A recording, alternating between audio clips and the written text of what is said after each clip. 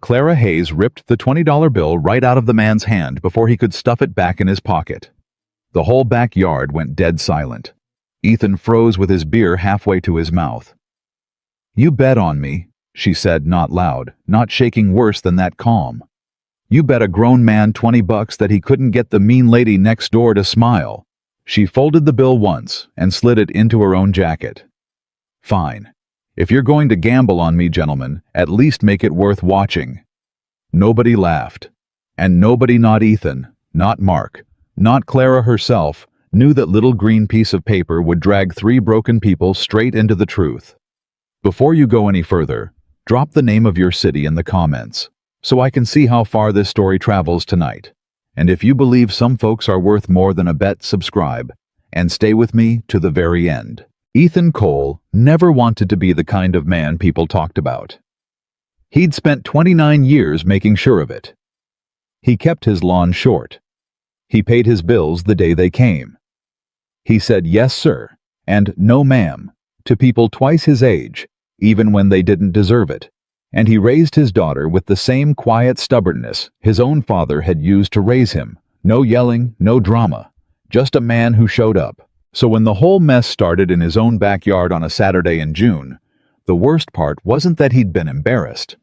The worst part was that he'd deserved it. It began the way most trouble begins, with Mark Cole running his mouth. Mark was a firefighter, 6'2", built like a refrigerator, with a laugh you could hear 3 houses down. He and Ethan had been best friends since the 9th grade, and Mark had exactly one flaw as a human being: he could not under any circumstances leave a quiet moment alone. The two of them were standing by the grill watching smoke curl off a rack of ribs when Mark tipped his beer toward the fence line.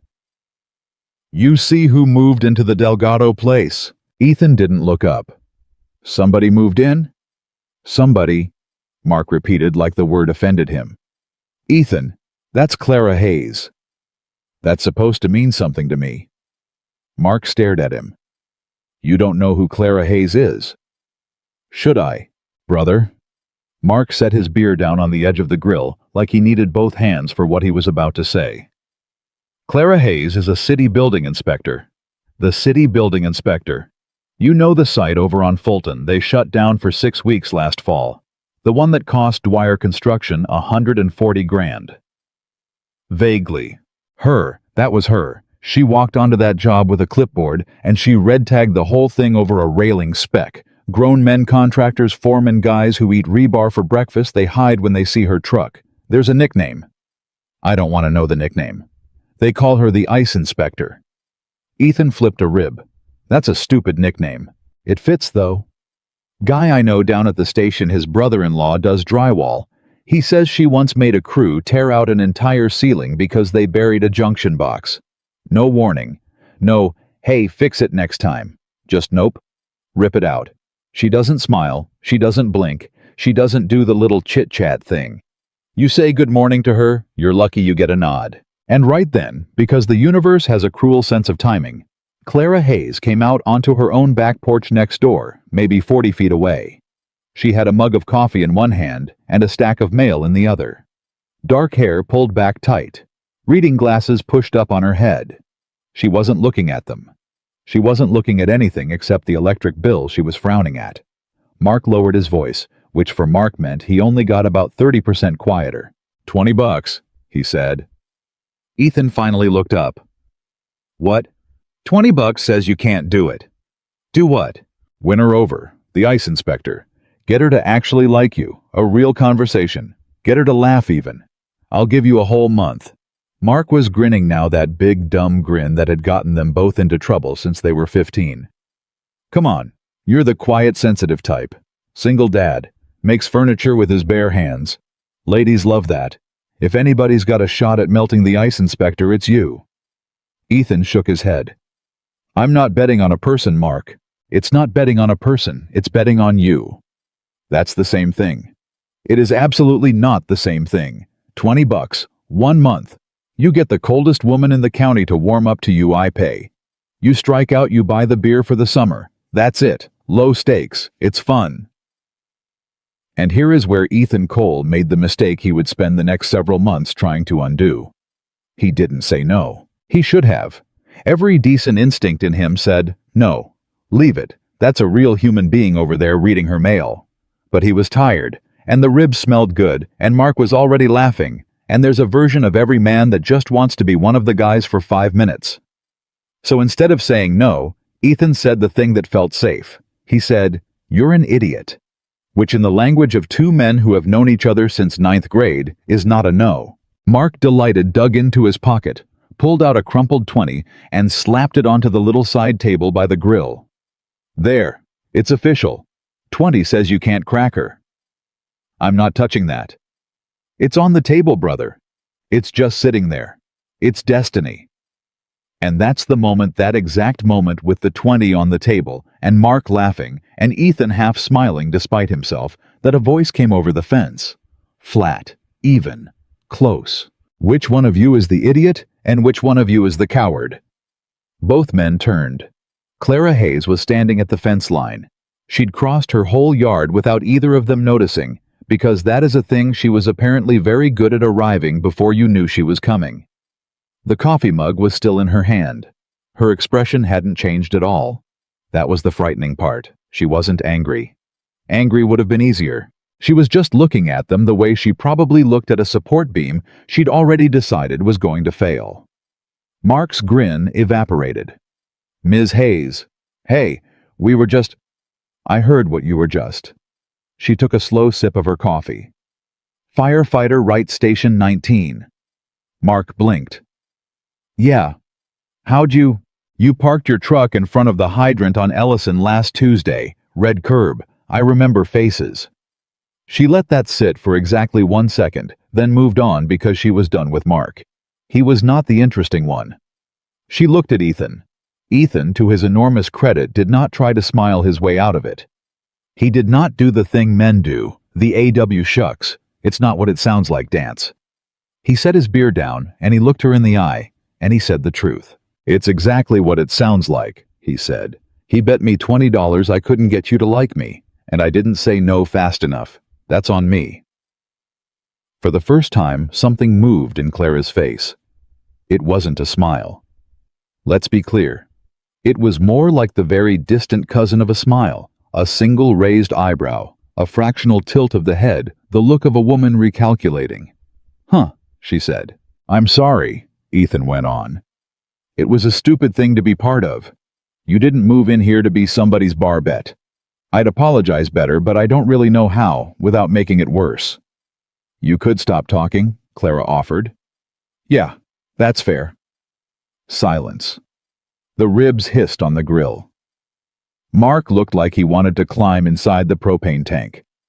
Then Clara did the thing that neither of them saw coming. She reached over the fence, plucked the $20 bill right off the little side table, and folded it once crisp like she was creasing a document. "Hey," Mark started. "This is mine now," Clara said, sliding it into the pocket of her jacket. "You put a price on me at my own house. The least you can do is let me hold the money." She looked back at Ethan, and the eyebrow went up again. "So here's how this is going to go. You two want to make a game out of the mean lady next door, fine. But I'm not going to be the prize. If you're going to bet on me, gentlemen, at least make it worth watching." And then she turned around and walked back across her yard, coffee in one hand, mail in the other, $20 in her pocket, without another word. Mark waited until her back door clicked shut. Then he whispered, "Bro, she's terrifying." Ethan didn't answer. He was still looking at the fence. Here is what nobody at that barbecue understood, least of all Ethan. He wasn't thinking about the bet. He was thinking about the way she'd said it. At least make it worth watching. Not "how dare you," not "stay away from me," not a threat, not tears, not a lecture. She'd taken a nasty little moment that was designed to make her small, and she'd picked it up and turned it into something she controlled. She'd walked into her own humiliation and walked out owning it. Ethan had spent his whole life around people who fell apart under pressure. His ex-wife had. His father, God rest him, had drunk himself into an early grave because he never learned how to hold anything heavy without cracking. and here was a woman who'd been publicly reduced to a punchline by two grown men in her own backyard, and she'd handled it with more grace than the men who'd done it. He wasn't attracted to her. Not yet. It was earlier than that, and cleaner. He was impressed. And Ethan Cole had not been impressed by another human being in a very, very long time.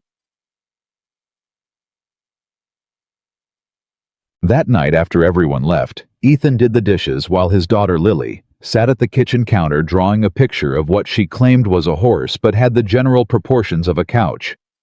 Lily was 7. She had her mother's eyes and none of her mother's habits, thank God, and she had a way of asking the exact question you didn't want to answer. "Daddy, is the new neighbor mean?" Ethan turned off the water. "Where'd you hear that?" "Uncle Mark said she's the ice inspector." "Uncle Mark," Ethan said carefully, "should mind his own business." "Is she mean, though?" Ethan thought about it. He was a man who took questions from his daughter seriously because he remembered being a kid and knowing exactly when an adult was feeding him a line. "No," he said finally. "I don't think she's mean. I think people call her mean because she doesn't let them get away with things. Sometimes that's the same as being strong and people don't like it when a woman's strong, so they come up with a nickname." Lily considered this with the gravity of a Supreme Court justice. "That's not very nice." "No," Ethan agreed. "It's not." "Are you going to be nice to her?" And there it was. The question underneath the question, the one his 7-year-old had walked straight into without knowing. "Yeah, baby," Ethan said. "I'm going to be nice to her. Not because of a bet, because it's the right thing." Lily nodded like the matter was settled and went back to drawing her horse couch, and Ethan stood there in his kitchen with the water dripping off his hands, and he realized he meant it. That was going to be the problem. 2 doors down and 1 house over. Clara Hayes was not drawing horses. Clara Hayes was sitting on her kitchen floor back against the cabinets with the $20 bill unfolded on the tile in front of her and her phone lighting up for the 4th time in an hour. She didn't have to look to know who it was. She'd blocked the number 3 times. He always found a new one. That was the thing about Victor Hale. He was patient in the way that termites are patient in the way that water is patient with stone. He didn't kick doors down. He just never ever stopped. "Just want to talk, that's all. You owe me that much." She turned the phone face down. She didn't cry. Clara had done all her crying years ago in a different city, in a relationship she still couldn't fully explain to the 2 therapists she'd cycled through since. Victor had never once raised a hand to her. That was the part nobody understood.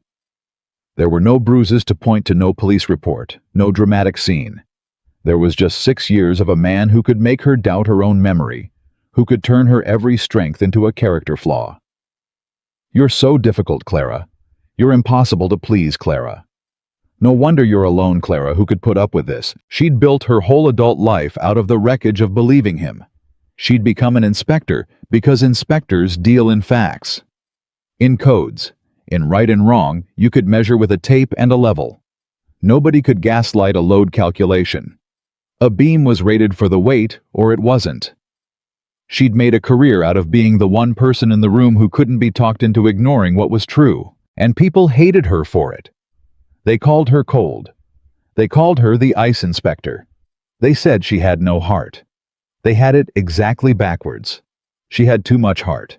That was the whole problem. She'd just learned the hard and expensive way to build a wall around it 3 feet thick and rated for seismic events. She looked at the 20 on the floor. She should have been furious about the bet. Part of her was. But a smaller, more honest part of her had watched that quiet furniture maker set his beer down and look her dead in the eye and say, "It's exactly what it sounds like. And that's on me." No excuses, no charm, no performance. And something in her chest had done a thing it had not done in a very long time. It had gotten curious. She hated that. Curiosity was how it always started. Curiosity was the crack in the wall. "Don't," she said out loud to nobody. "Don't you dare." She picked the 20 up off the floor, smoothed it flat, and stuck it under a magnet on the refrigerator, where she'd have to look at it every single day. A reminder. Not of him. Of her. Of the rule she'd made and never broken since she left Victor.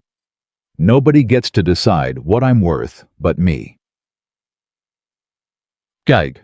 The next morning was the Sunday, and Ethan was out in his driveway at 7 a.m. with the garage open and a half-built dresser on his workbench. This was the thing people didn't know about Ethan Cole.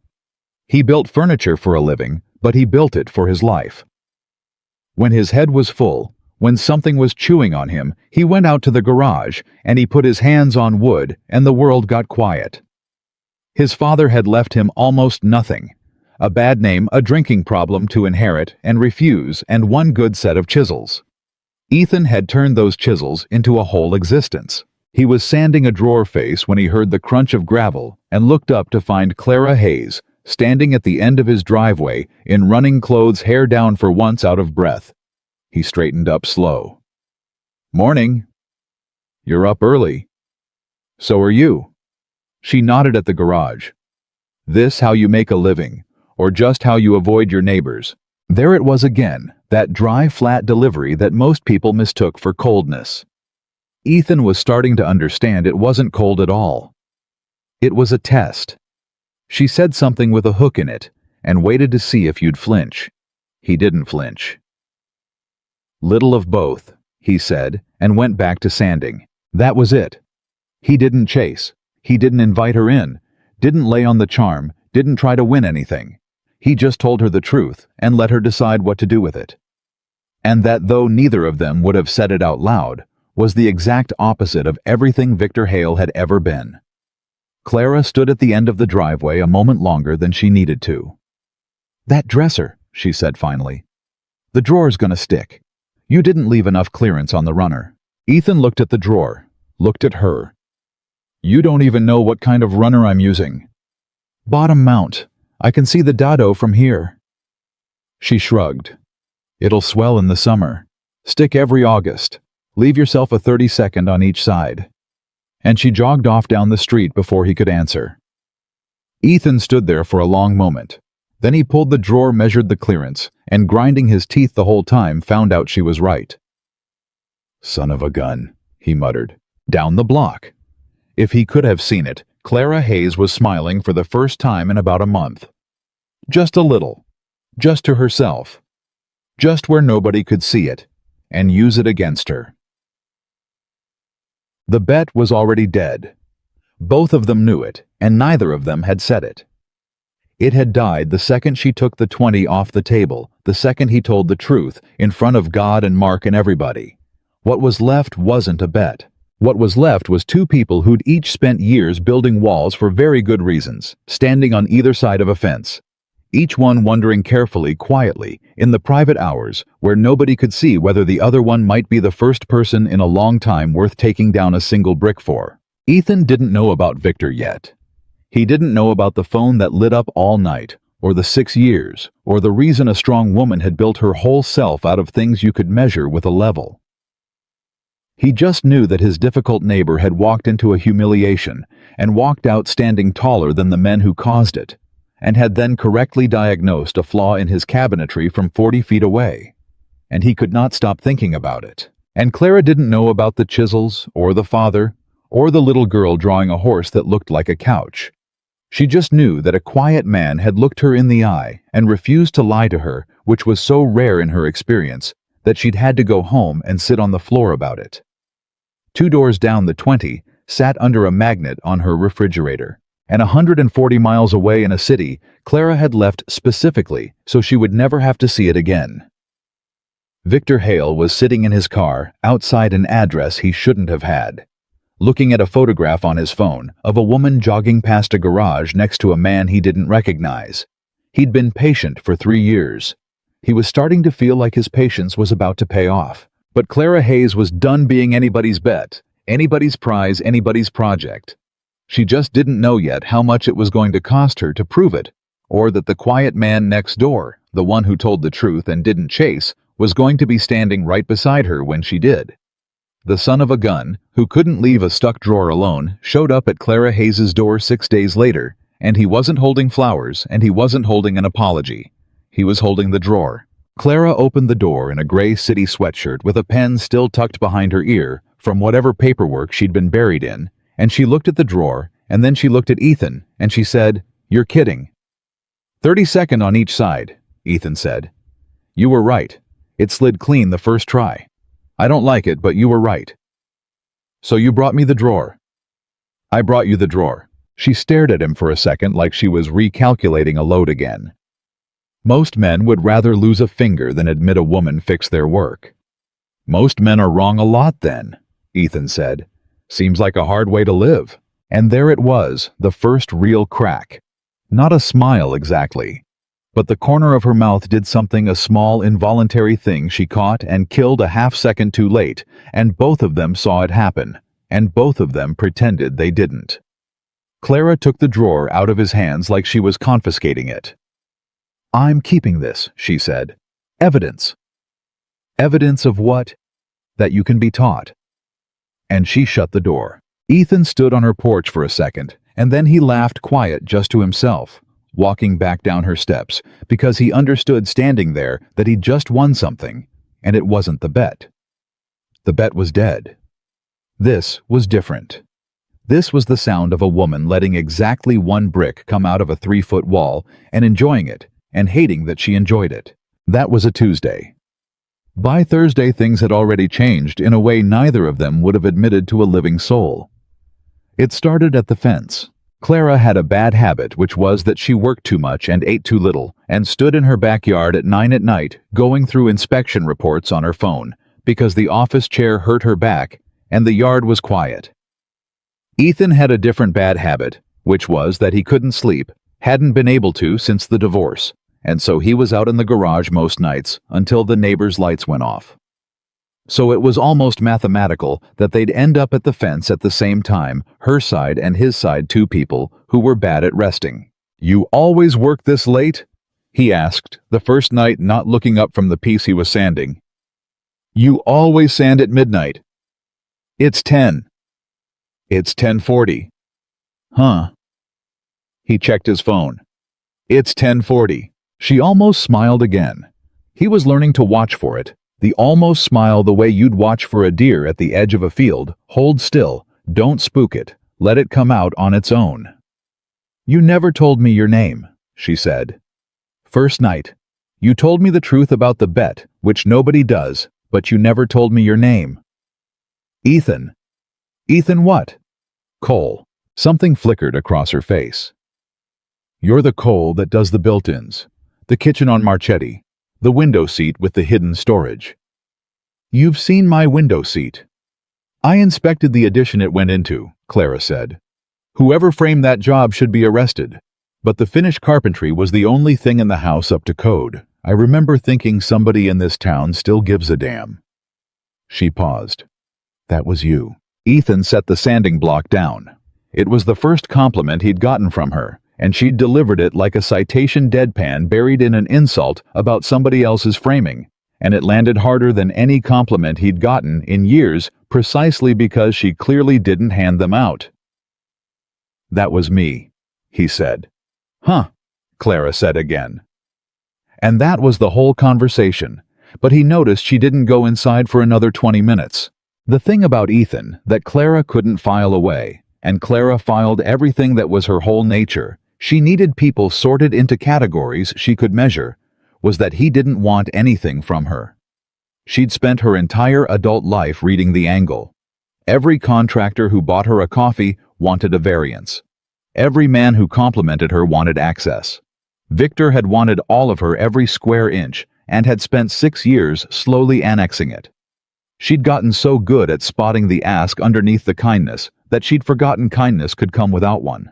Ethan just kept showing up at the fence and telling her true things and going back inside. By the second week, she'd started to notice she was disappointed on the nights he wasn't out there. That scared her more than Victor's phone calls. The phone calls, meanwhile, had not stopped. If anything, they'd changed shape, which was the thing that made her skin crawl, because a change in shape meant Victor was thinking, and Victor thinking was always worse than Victor angry. The messages had gone from Just want to talk to something quieter, more surgical. Saw you moved. New town, fresh start. I get it. I'm happy for you, Clara. I really am. I just hope he knows what he's getting. She read that one 4 times before she understood the he in it. And when she did understand it, she stood very still in her kitchen for a long time because Victor didn't know about any he. There was no he. Ethan was a neighbor with a stuck drawer. There was nothing to know, which meant Victor was fishing, or Victor was watching. She told herself it was fishing. She was very good at telling herself things.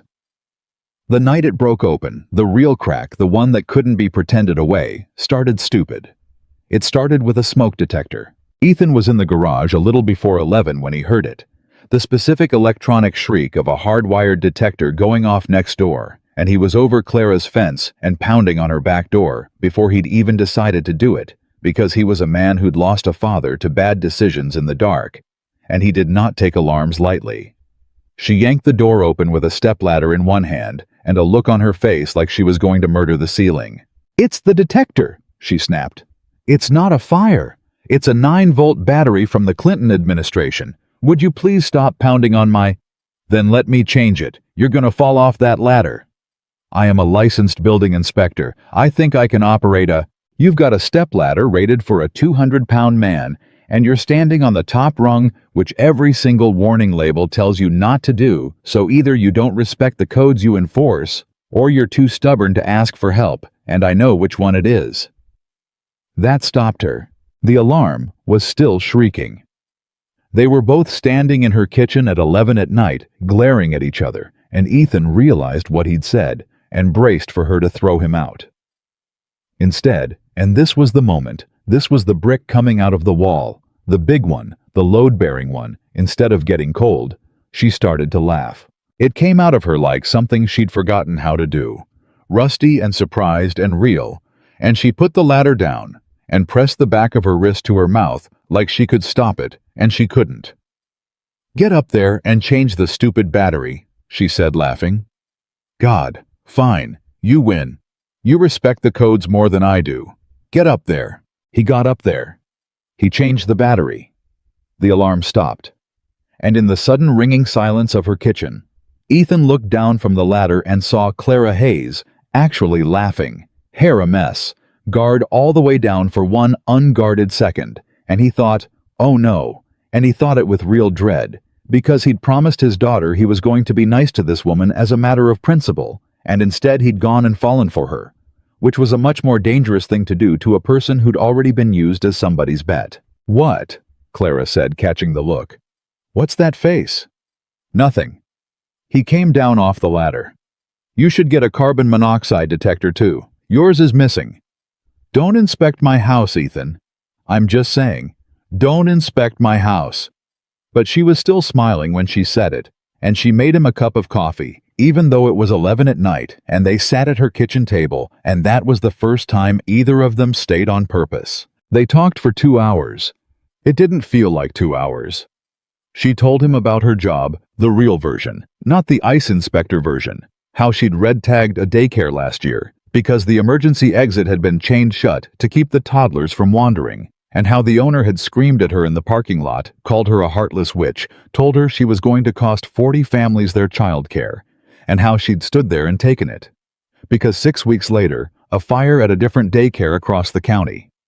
One she hadn't inspected killed nobody. Nobody. Because that one's exits were clear, and she'd sat in her truck and cried. Not because of the screaming, but because being hated was the price of the kids getting out, and she'd pay that price every single day, and twice on Sunday. "That's why they call you cold," Ethan said quietly. "Because you'd rather be hated than watch a kid burn." "They call me cold because it's easier than admitting I'm right." She turned her mug in a slow circle on the table. "You're the first person who ever said it the other way." He almost told her right then about his father, about the smoke detector that had been dead in his childhood home, the fire that hadn't happened, but easily could have, the drinking, the long, slow burn of watching a man he loved refuse every hand anyone reached out to him. He almost told her all of it. But he'd learned something about Clara in 2 weeks, which was that she didn't trust things that came too fast. So instead, he just said, "For what it's worth, I'd rather have the cold neighbor who'd pull my kid out of a fire than the friendly one who'd chain the door." And Clara looked at him across the table with an expression he couldn't read and said, "You have a kid." And Ethan realized he'd never mentioned Lily. "Yeah," he said. "A daughter. Lily. She's 7. She thinks you're mean, by the way. Uncle Mark's fault." He smiled. "She also drew you a horse. It looks like a couch. I've been meaning to give it to you, but I couldn't figure out how to explain why my kid drew a couch for the scary neighbor." Something happened to Clara's face that he did not expect. It closed not the cold way, a different way, a soft, frightened way, and she looked down at her coffee and said very carefully, "You have a daughter." Did I say something?" "No." She shook her head fast. "No, it's fine. It's good. I like kids." And she stood up and started clearing the mugs, even though his was still half full, and the wall was back up all 3 feet of it, faster than he'd ever seen it go up. And Ethan didn't understand. It couldn't understand it, because he didn't know that Victor Hale had spent 6 years telling Clara she was too broken to be a mother, too difficult, too cold, that no child should have to grow up with someone like her, and that the deepest wound Victor ever put in her wasn't about herself at all. It was the family he'd convinced her she didn't deserve and would only ruin. Ethan didn't know any of that. He just knew the temperature in the room had dropped 40 degrees, and he'd done it somehow, and he was smart enough to leave. "Thanks for the coffee," he said, standing. "And for saving me from your own smoke detector." "Ethan!" She stopped him at the door. Her back was to him, hands braced on the counter. "The horse. That looks like a couch." A pause. "I'd like to see it, if she wants me to have it." Yeah. She still didn't turn around. "Tell her the mean neighbor said thank you." He walked home over the fence, and he lay awake till 4, and for the first time in longer than he could remember, it wasn't the divorce keeping him up. It was the way she'd flinched at the word daughter, like the word had teeth. Across the fence, Clara didn't sleep at all. The next morning, Victor's message said, "Cute kid next door. She yours now too. You always did like fixer-uppers. Guess it runs both ways." Clara read it standing in her kitchen and had to put the phone down on the counter and hold the edge of the sink because her hands were shaking too hard to keep gripping it. Because there it was, not fishing, watching. He'd seen Lily. He'd seen a 7-year-old child. He'd been close enough to know she lived next door, close enough to make her part of it, and Victor Hale had never in his life mentioned a person unless he was already deciding how to use them. She'd moved 140 miles to get away from him. She'd changed her number 3 times. She'd told exactly no one where she was going. And he was standing close enough to her new life to describe the little girl who drew couches. Clara did something then that she would think about for a long time afterward. She almost called Ethan. Her thumb was over his number. She'd put it in her phone the night of the smoke detector, told herself it was for emergencies, told herself a lot of things, and she almost called him and said, "There's a man and he's dangerous. In a way you can't see, and he's looking at your daughter." But then the old voice started up, the one Victor had installed in her over 6 years, the one that sounded so much like reason. "You'll drag them into it. You'll make it his problem. You'll ruin a good man's life with your baggage, and when it goes bad, and it always goes bad, Clara, he'll look at you the way everyone eventually looks at you, and he'll be right to. Protect them. Protect them by staying away. That's the loving thing. That's the only loving thing you know how to do." She put the phone down. She did not call Ethan. Instead, she pulled back. Cleanly, professionally, the way she did everything. When Ethan waved from his driveway the next morning, she nodded and went inside. When he came to the fence that night, she wasn't there, and she wasn't there the night after.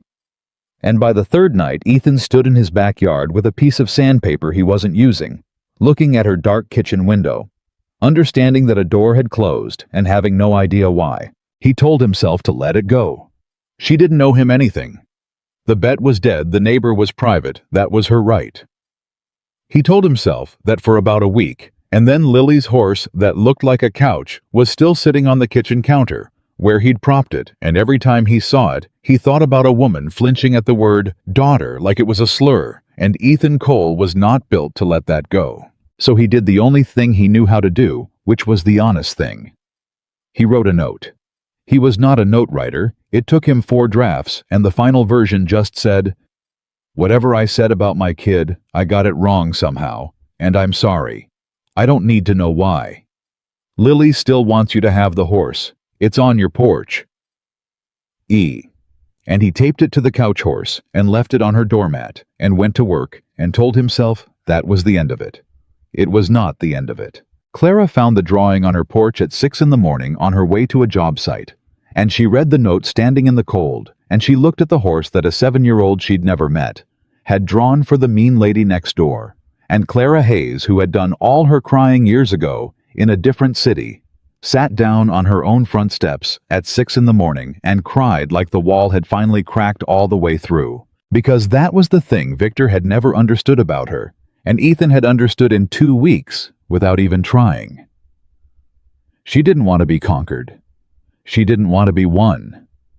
She wanted somebody to get it wrong and not know why and apologize anyway and leave the door open without shoving her through it.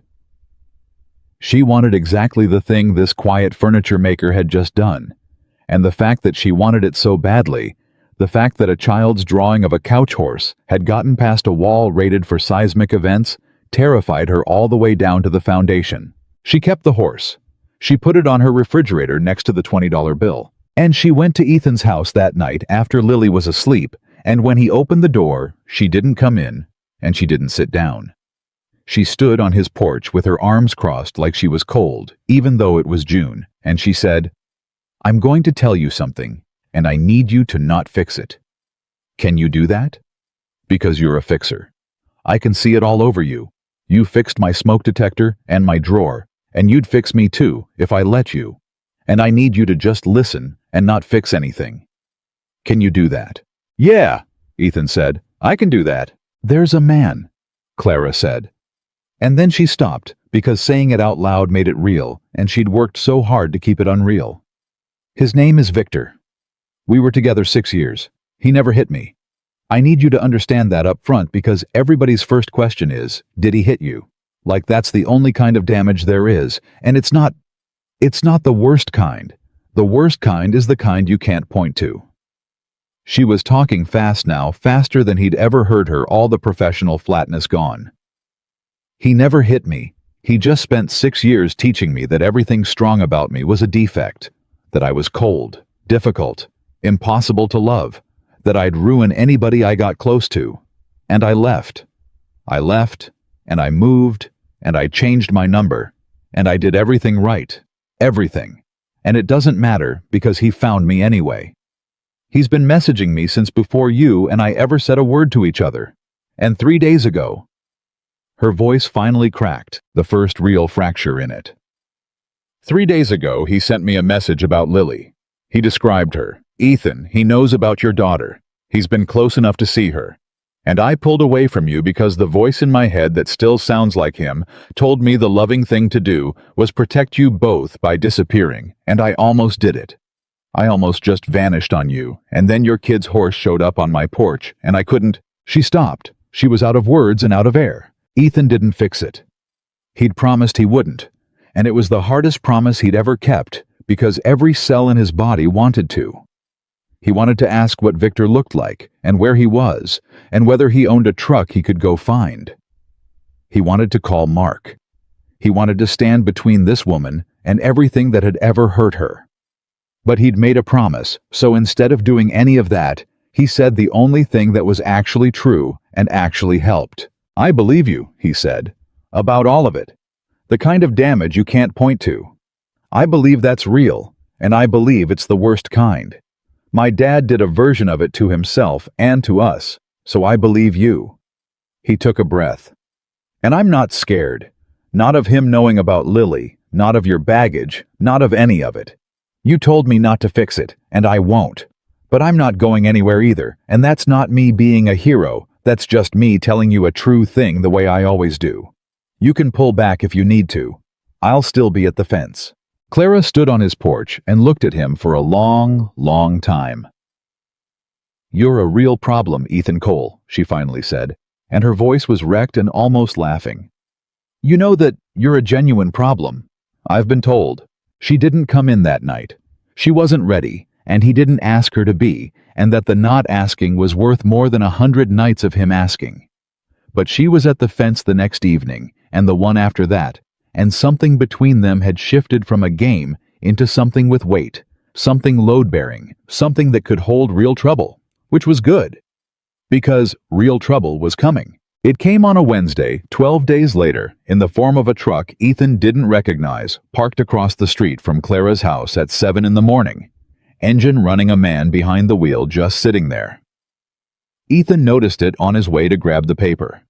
He noticed it because he'd started noticing everything since Clara told him, started cataloging the street, the way she cataloged a building, and a strange truck with a running engine and a man just sitting in it did not belong. He didn't approach it. That was Clara's thing rubbing off on him. Don't escalate, observe, get the facts. He memorized the plate. He noted the time. He watched the truck sit there for 11 minutes, and then he watched it pull away when Clara's garage door started to open, timed perfectly, gone before she ever saw it, and Ethan stood in his driveway with the newspaper in his hand and felt something cold settle into his stomach, because that wasn't a coincidence. That was a man who left before he could be seen. That was a man who'd done this before. He didn't tell Clara that morning. He wanted to be sure. He spent the whole day chewing on it, and he called Mark, not for a hero plan, but because Mark was a firefighter who knew half the cops in town, and Ethan read him the plate and asked quiet, "Can you find out whose truck this is? No drama, I just need a name." "Ethan." Mark's voice changed, dropped the usual joke. "What's going on?" "I don't know yet. Maybe nothing. Can you get me the name?" "Yeah, give me a day." A pause. "This about the neighbor, the inspector?" "Just get me the name, Mark." He got the name the next afternoon. Mark called him from the station, and he wasn't joking at all anymore.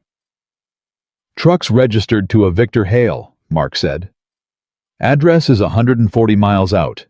Ethan, why is a guy from 140 miles away parking outside your neighbor's house at 7 in the morning? And Ethan standing in his workshop with sawdust on his hands, and his daughter's laughter drifting in from the yard where she was playing. Closed his eyes and understood that the thing Clara had been afraid of, the thing she'd tried to protect them from by disappearing, had already arrived.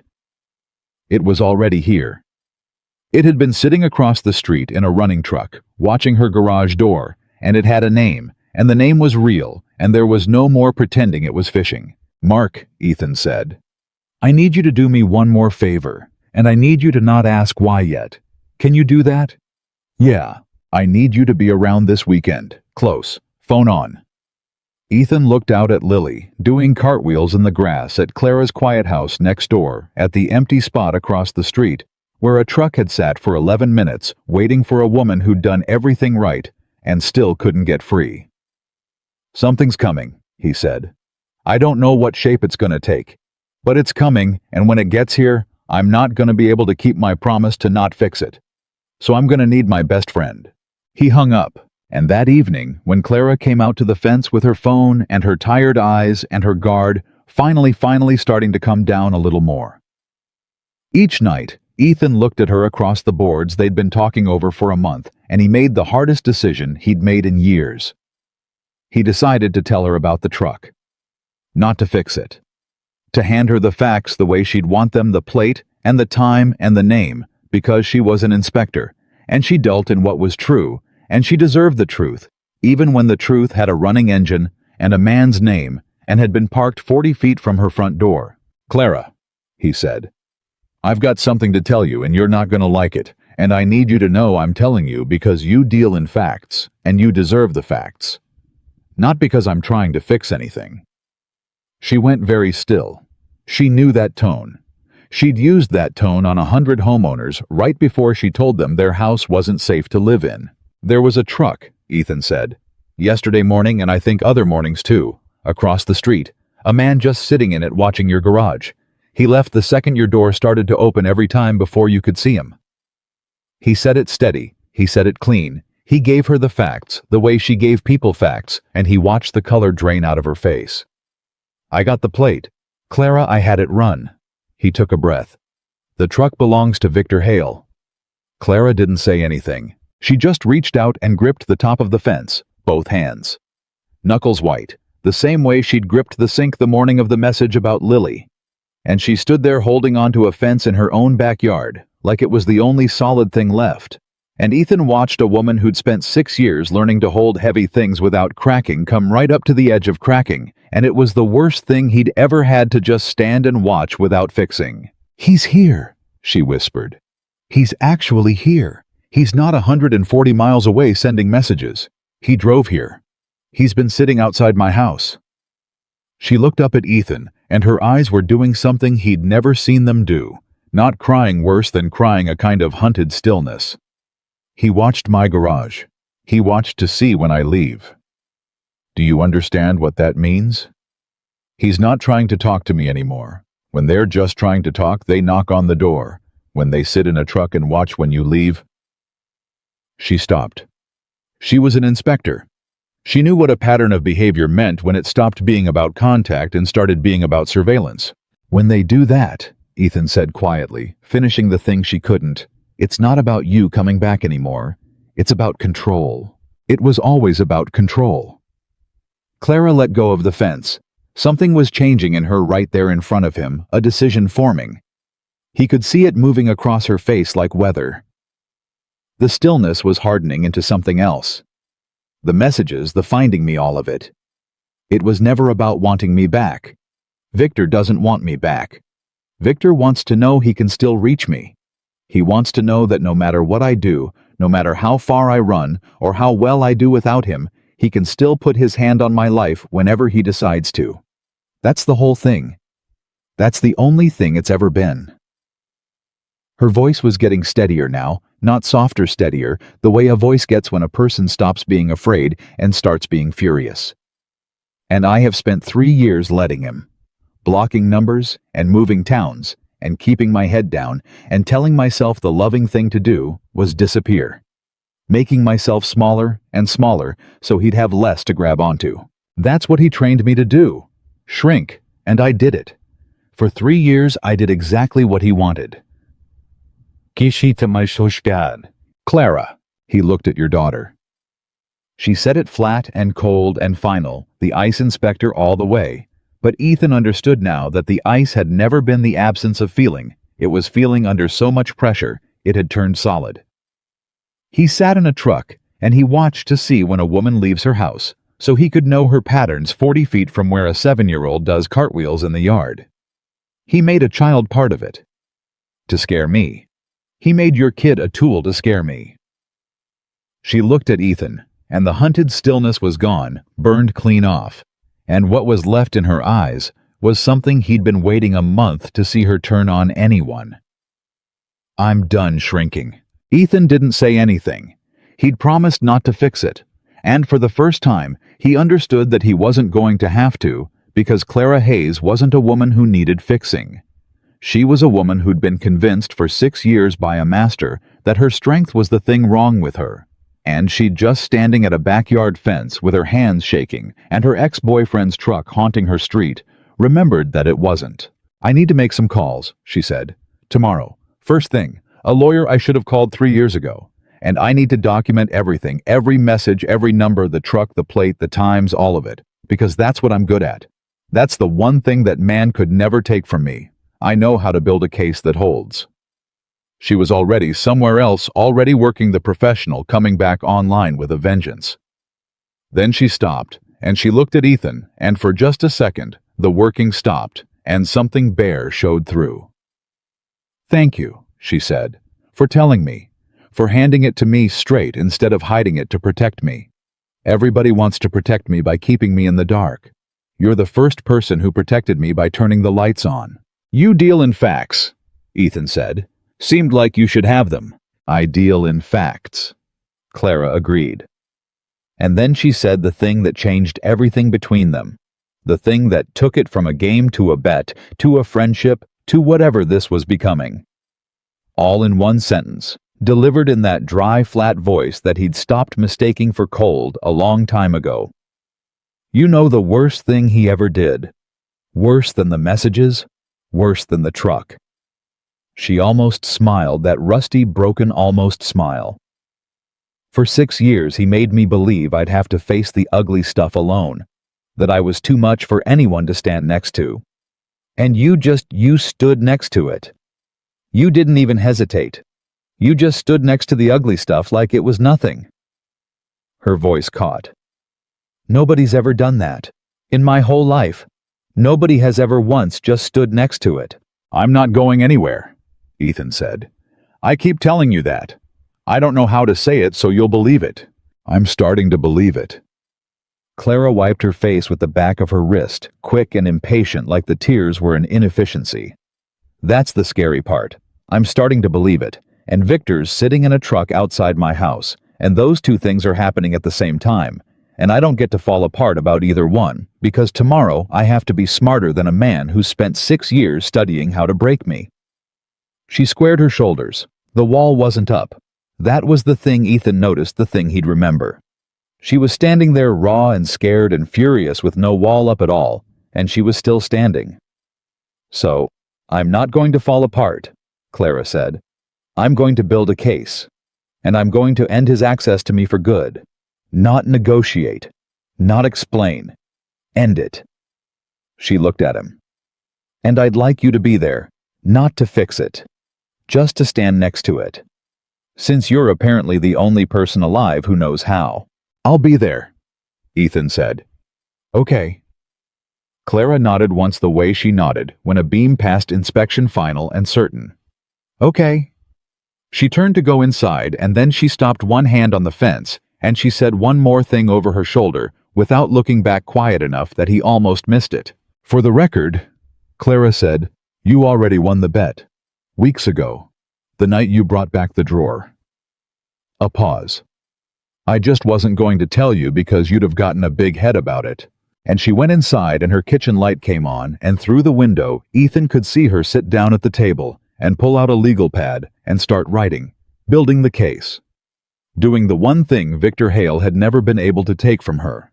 And Ethan stood at the fence in the dark for a long time, watching the strongest person he'd ever met get ready to finally fight back, knowing that the truck would be back, knowing the man behind it had studied her for 6 years, and knowing that whatever was coming this weekend was going to test every true thing he'd ever said to her about not going anywhere. The legal pad had 4 pages filled by midnight, and Clara Hayes was on her 5th when the knock came at her front door, and it was not the knock of a neighbor. It was 3 slow raps, evenly spaced, patient. She knew that knock. She'd spent 6 years learning that knock. Victor never pounded. Pounding was for men who were losing control, and Victor was never losing control. That was the entire point of him. He knocked 3 times slow, like he had all the time in the world, like the door would open, because doors always eventually opened for him. Clara sat at her kitchen table with the pen frozen over the legal pad and every muscle in her body turned to stone. It was 12:40 in the morning. She did not get up. That was the first victory, though. It didn't feel like one, it felt like drowning.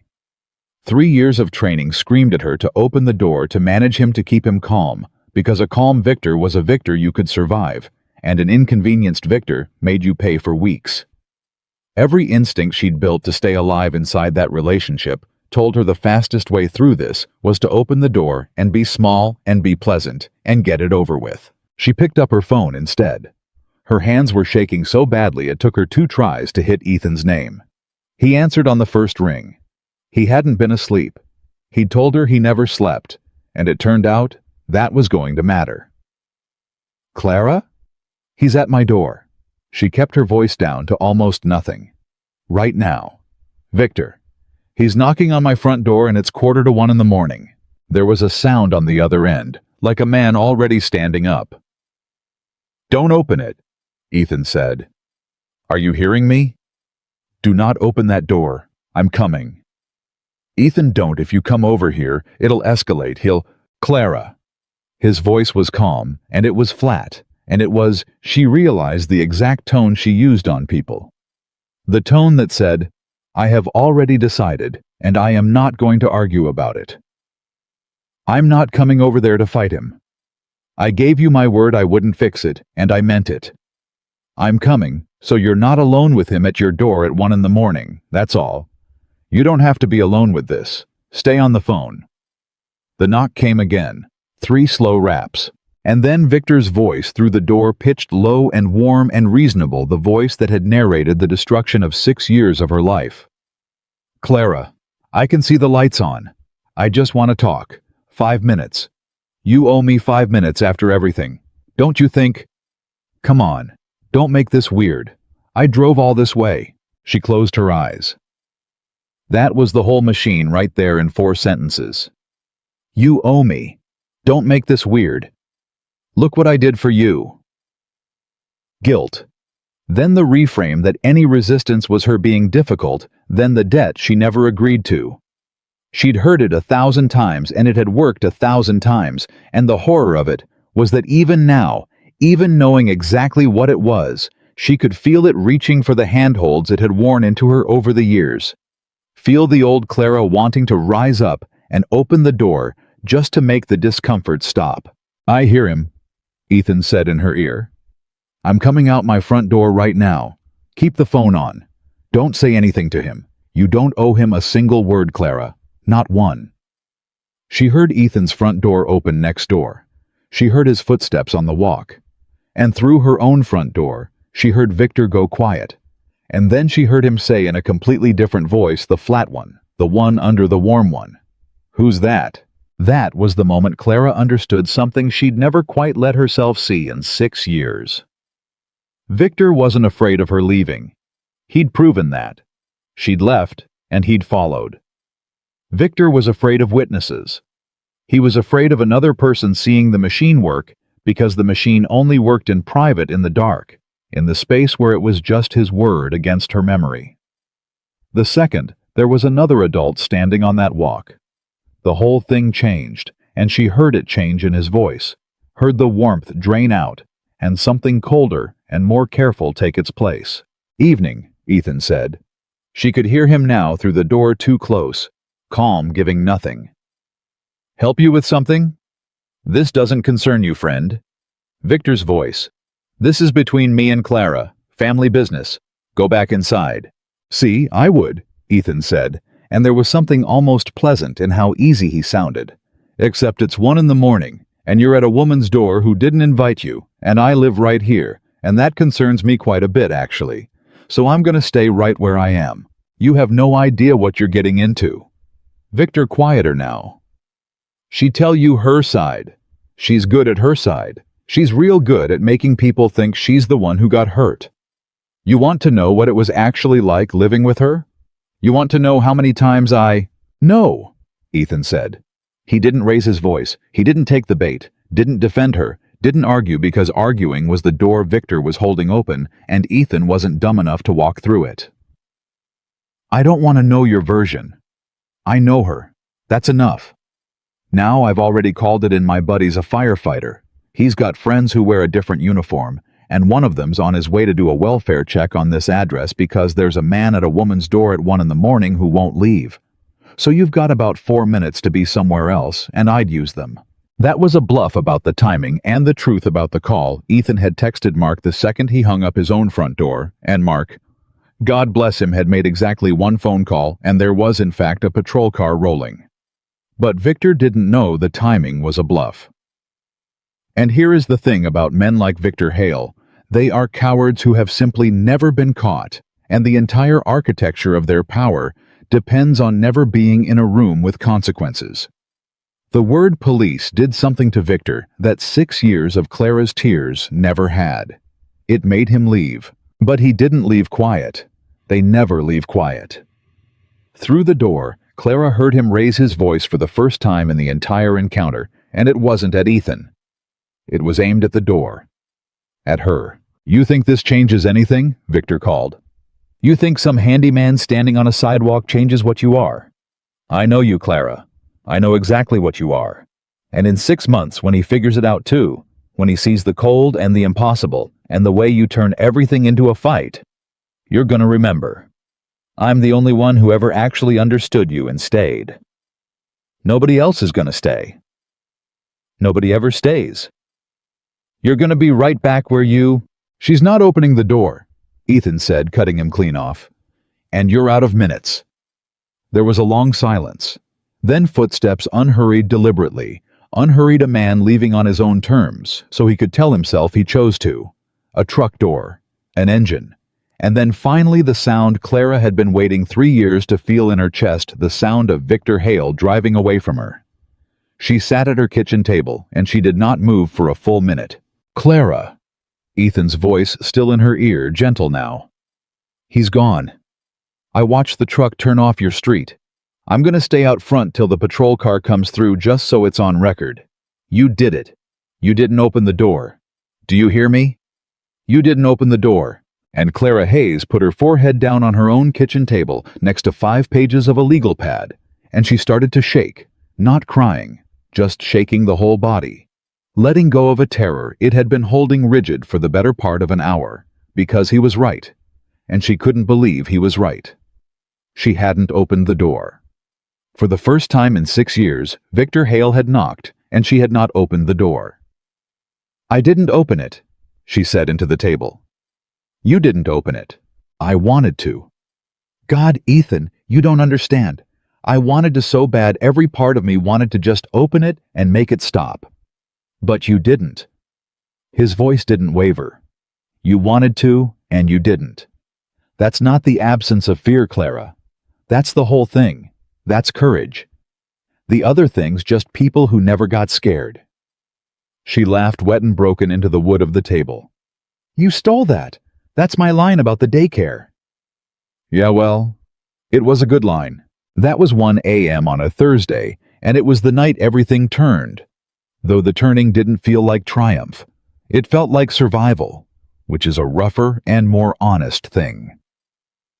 The patrol car came through 20 minutes later.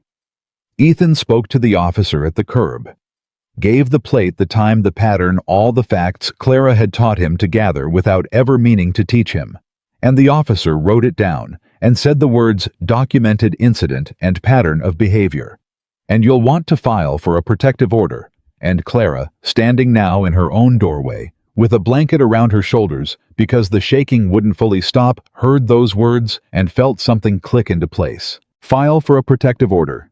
Facts. Documentation. A case that holds. This she knew how to do. This was the one country where Victor had never been able to follow her, the country of what's provable, what's on record, what a level and a tape measure and a signed complaint can establish beyond his ability to reframe.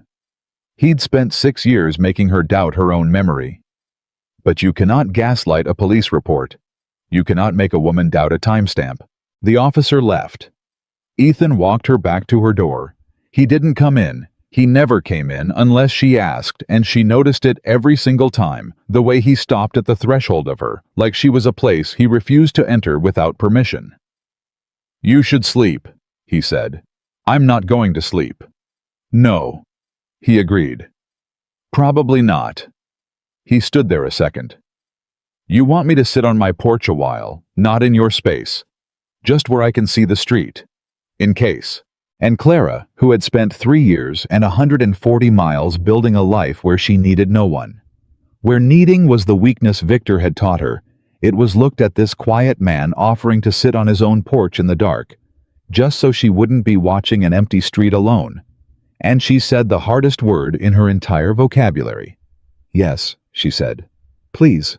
He sat on his porch until 4 in the morning. She watched him from her window, this stubborn furniture maker in a jacket and a lawn chair, not doing anything, not fixing anything, just being a witness on a dark street. And somewhere around 3, she stopped watching for the truck and started watching him. And she thought about the thing Victor had shouted through the door.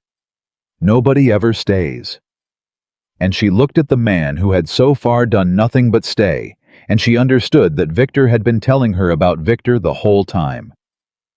Men like that always are.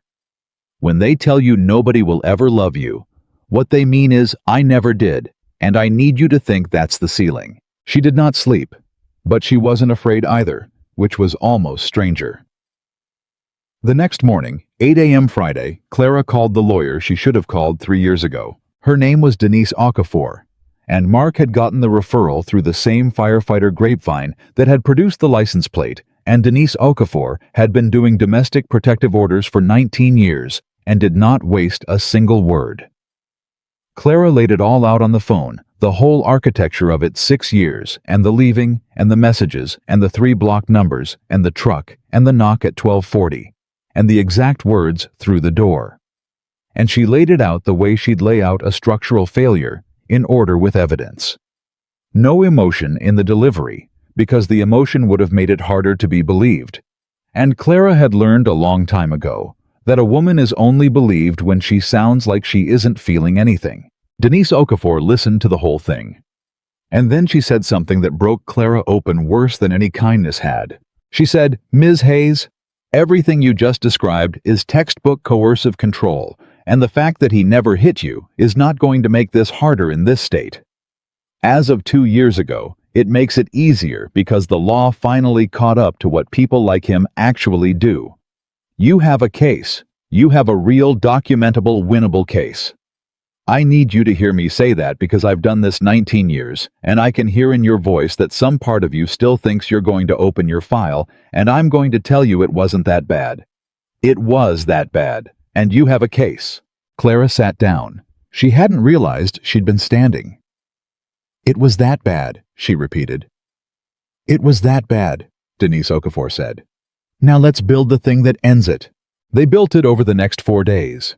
And this is where Clara Hayes came all the way back to life, because building a case that holds was the thing she was born to do. And for the first time in 3 years, she got to point that terrible precision at the man who'd spent 6 years trying to convince her the precision was a defect. She pulled every message. She'd never deleted them. Some instinct, some inspector's instinct, had made her keep every single one across 3 phone numbers, screenshot and dated and backed up, and now that instinct paid off like a bond coming due. She had the truck plate, she had the timestamps, she had the police report from Thursday night and Ethan's statement and the officer's note about pattern of behavior. She had, it turned out, been documenting her own case for 3 years without letting herself know that's what she was doing, because part of her had always known this day would come, and part of her had refused to believe she'd ever be strong enough to use it. She was strong enough. She'd always been strong enough. That was the cruelest lie Victor ever told her, that her strength was the problem, when her strength was the only reason she'd survived him. Ethan didn't build the case with her.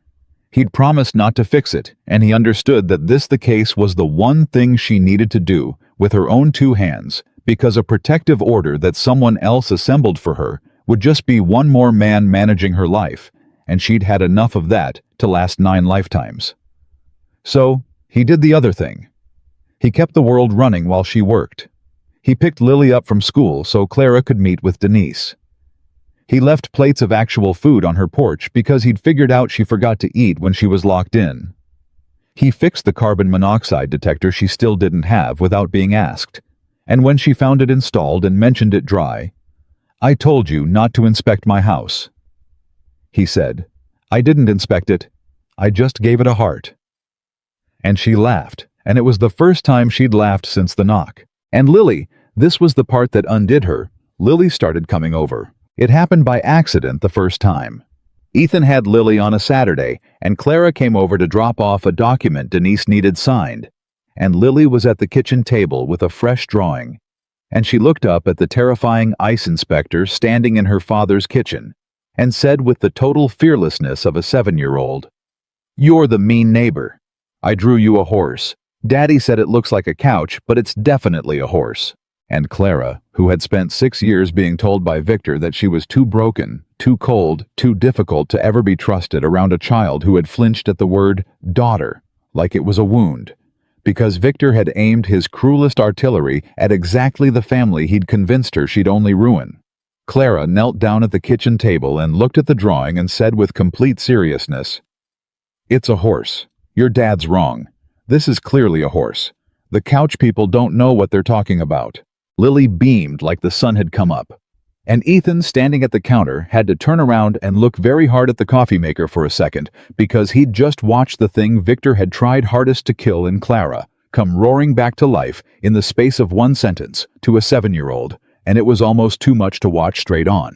The order was filed on the following Wednesday 9 a.m., exactly 1 week after the knock.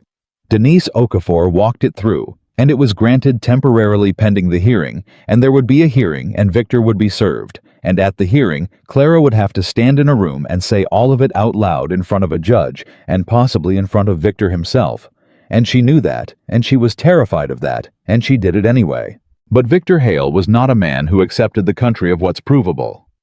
Victor lived in the country of his own version, and men like that do not go quietly into a system that deals in facts, because facts are the one thing they've spent their whole lives escaping. So when the temporary order was granted, when the machine of documentation and law and timestamp finally closed around him, Victor did the thing that cornered men in his position always do. The thing that is, somehow, always a surprise, even though it shouldn't be. He stopped going after Clara, and he started going after Ethan. It began small and sideways, the way Victor did everything. A 1-star review appeared on Ethan's small business listing from an account with no history, describing shoddy work and a dishonest, aggressive craftsman who shouldn't be trusted in your home around your family. Then another. Then a third. Ethan's phone, which rang maybe twice a week with new furniture jobs, went silent, and when a client he'd been about to start a big built-in for called to cancel uncomfortable, saying he'd heard some things, Ethan understood exactly what was happening, and he understood who was doing it. And for the first time in the whole ordeal, Ethan Cole felt his own temper come off its leash. Because here was the thing about Victor's move, the thing that made it worse than the truck he'd found. The one pressure point Ethan couldn't just absorb with his usual quiet steadiness. Ethan didn't care about being called a liar. But Ethan was a single father whose entire ability to feed his daughter and keep the lights on and put a roof over Lily's head ran through a small business built on his reputation in a small town.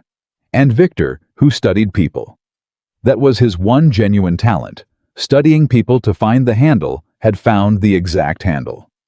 He'd gone after Ethan's ability to provide for his child. Ethan sat in his workshop the night the third job canceled, and he looked at his tools, his father's chisels, the only inheritance he'd ever gotten. And he thought about driving 140 miles to have a conversation with Victor Hale that would end Ethan's freedom and prove Victor right about him in one motion, and it was the closest he'd come in years to becoming the thing his father had been. Clara found him like that. She came out to the fence at 9 like always, and he wasn't there, and the garage light was on, but he wasn't working. He was just sitting on his workbench in the dark with his hands hanging between his knees. And she came into his garage, uninvited for the first time ever, which was its own kind of statement. "I know what he did," she said. "The reviews." Denise flagged them. "Ethan, I am so sorry. This is exactly what I was afraid of. This is why I pulled away. This is the thing I—" "Don't." Ethan's voice was rough, not at her, at everything. "Don't you dare apologize for what he did. That's his, not yours. He's costing you jobs. He's coming after Lily's—" "I know what he's coming after." Ethan looked up at her, and Clara saw something in his face she'd never seen there. The steadiness cracked for once, and it scared her more than Victor ever had, because Ethan cracked was a wrongness in the order of the world. "I've been sitting here 2 hours thinking about getting in my truck and driving out there. And I know that's exactly what he wants. I know he's poking me, because a guy who loses his temper and shows up at his door is a guy Victor can finally point at and say, 'See, he's dangerous. I'm the victim here.' I know that's the trap. I've known it for 2 hours. And I'm still sitting here thinking about it because he's going after my kid's future. And there's a thing in me." He stopped. His jaw worked. "There's a thing in me from my old man that I've spent my whole life sitting on, and Victor just found the one lever that lifts it." And Clara Hayes did for Ethan Cole in that garage the exact thing he had done for her at 1 a.m. on Thursday. She didn't fix it. She sat down on the workbench next to him close, and she didn't tell him to calm down. And she didn't tell him it would be okay. And she didn't reach for a solution, because she finally understood, standing on the other side of it, that the solution was never the point. She just put herself next to the ugly thing. You're not going to drive out there, she said. Not a question. A fact stated the way she stated facts with total certainty. You're not going to, and I'll tell you how I know. You already sat here for 2 hours not doing it. You said it yourself about me at the door wanting to and not doing it. That's the whole thing. You've been wanting to and not doing it for 2 hours. That's not a man about to lose it. That's a man winning a fight nobody can see. Ethan let out a breath that was half a laugh. You stole my line back. It was a good line. She bumped her shoulder against his.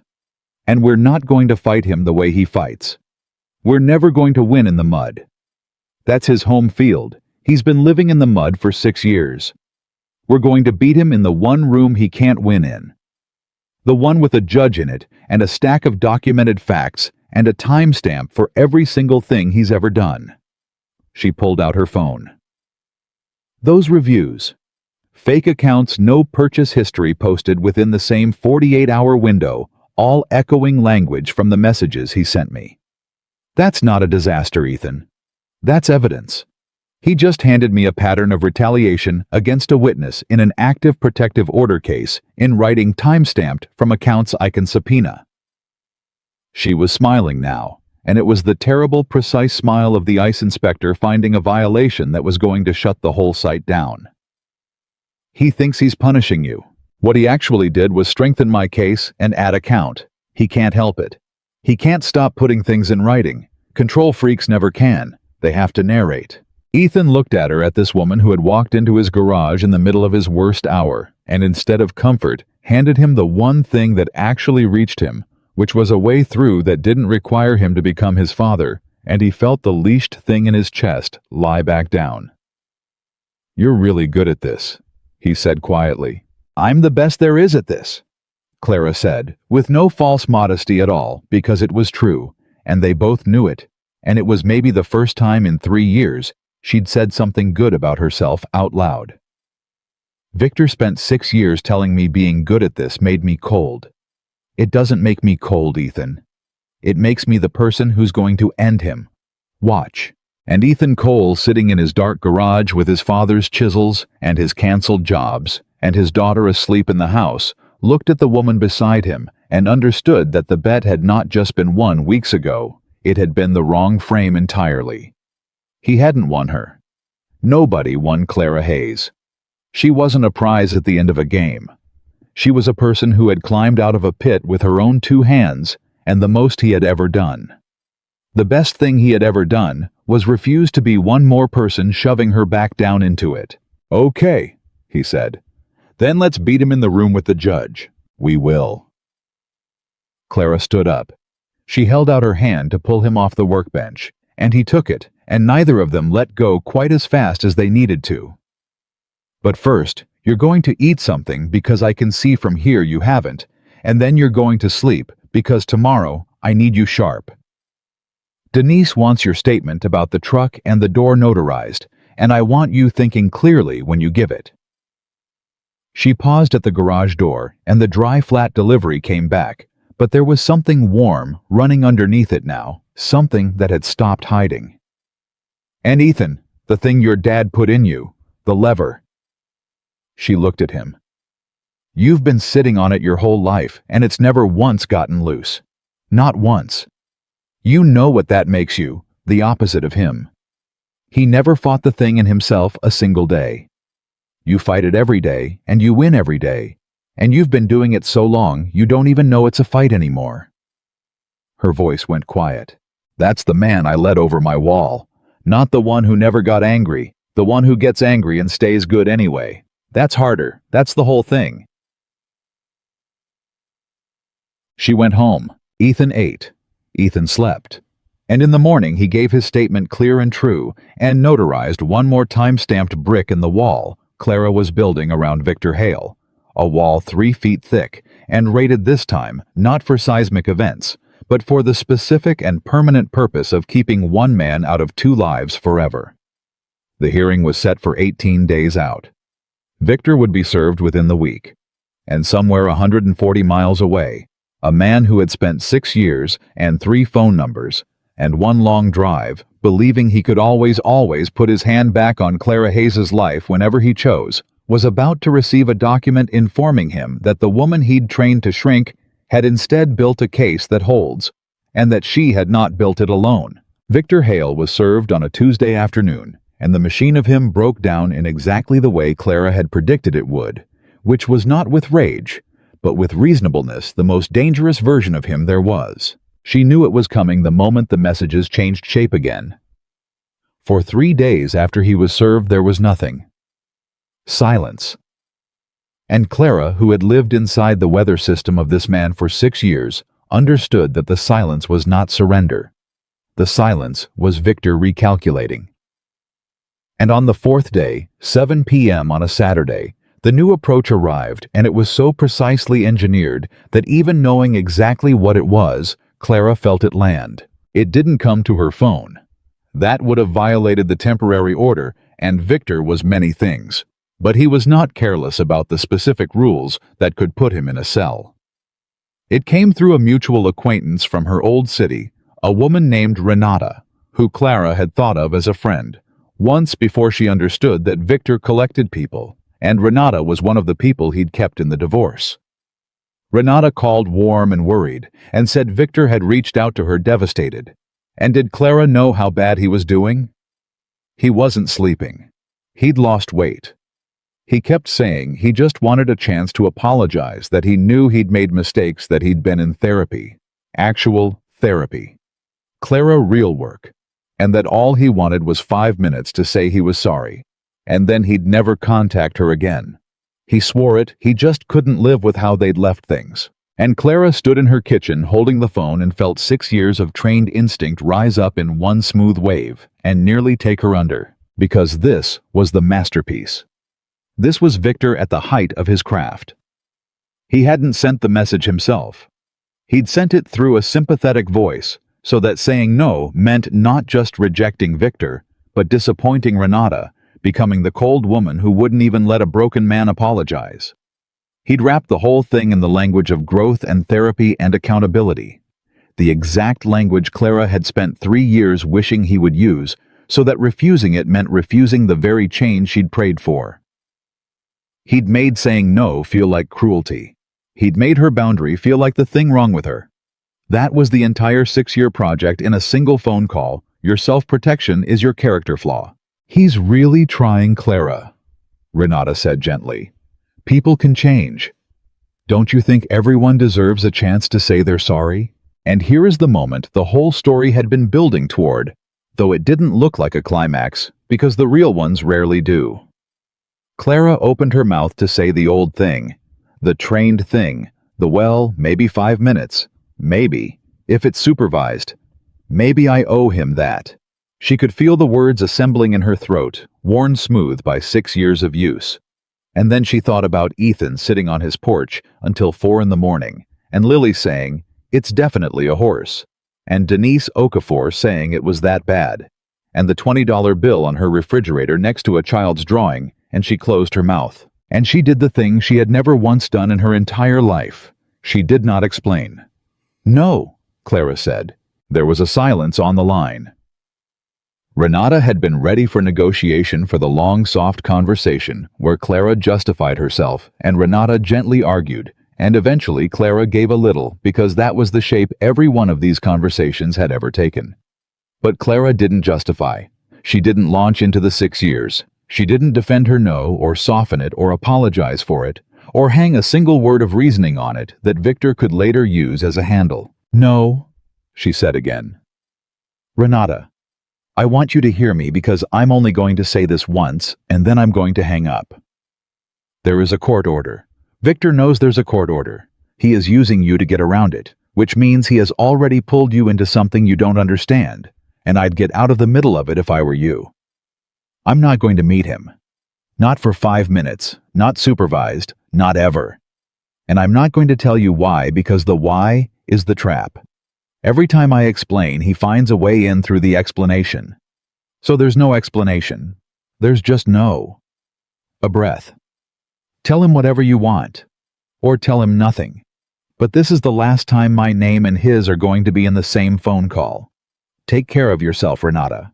And she hung up. Her hands were shaking. But she'd done it.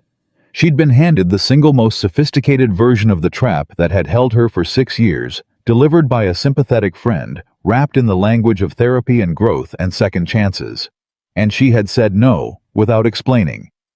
Which meant she had finally taken away the one tool Victor had never been able to function without her participation. He could only reframe an argument. He could not reframe a closed door. You cannot gaslight silence. There's nothing in it to twist.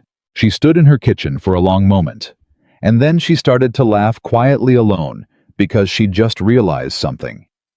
For 6 years, she'd thought the goal was to convince Victor to stop, to finally say the right combination of words that would make him understand, make him agree, make him release her. And the entire time, the release had never required his agreement at all. It had only required her to stop showing up to the argument. The door had been unlocked from her side the whole time. She just hadn't believed she was allowed to walk through it. She called Denise Okafor and reported the Renata contact, third-party contact, to circumvent a protective order documented time-stamped another brick. Then she walked next door, and when Ethan opened it, she didn't stand on the threshold this time. She walked in. She'd never walked in without an invitation before, and Ethan noticed it the way he noticed everything about her. And he didn't say a word about it because he understood it was a sentence she was speaking with her feet. He tried again, she said, through a friend. The full masterpiece therapy language, second chances the whole thing, designed so that saying no made me the villain. She was still lit up, still half laughing with the disbelief of it. Ethan, I said no. I didn't explain. I just said no and hung up. 6 years, and I never once did that. Do you understand what that I didn't explain? And Ethan Cole did something then that surprised them both. He didn't say good job or I'm proud of you or any of the small applauding things. He just looked at her for a second, and then his face did something complicated, and he said rough, "You have no idea what you look like right now, do you? You've been walking around this whole time thinking the cold and the strict and the difficult is what people see. And I'm standing here looking at the actual bravest person I've ever met in my life, and you don't even—" He stopped. He shook his head. "You don't even know." Clara's laugh died into something quieter. "Say it," she said, not a challenge, almost a plea. "Whatever you're not saying, say it. I'm tired of everybody deciding what I can handle. Say the thing."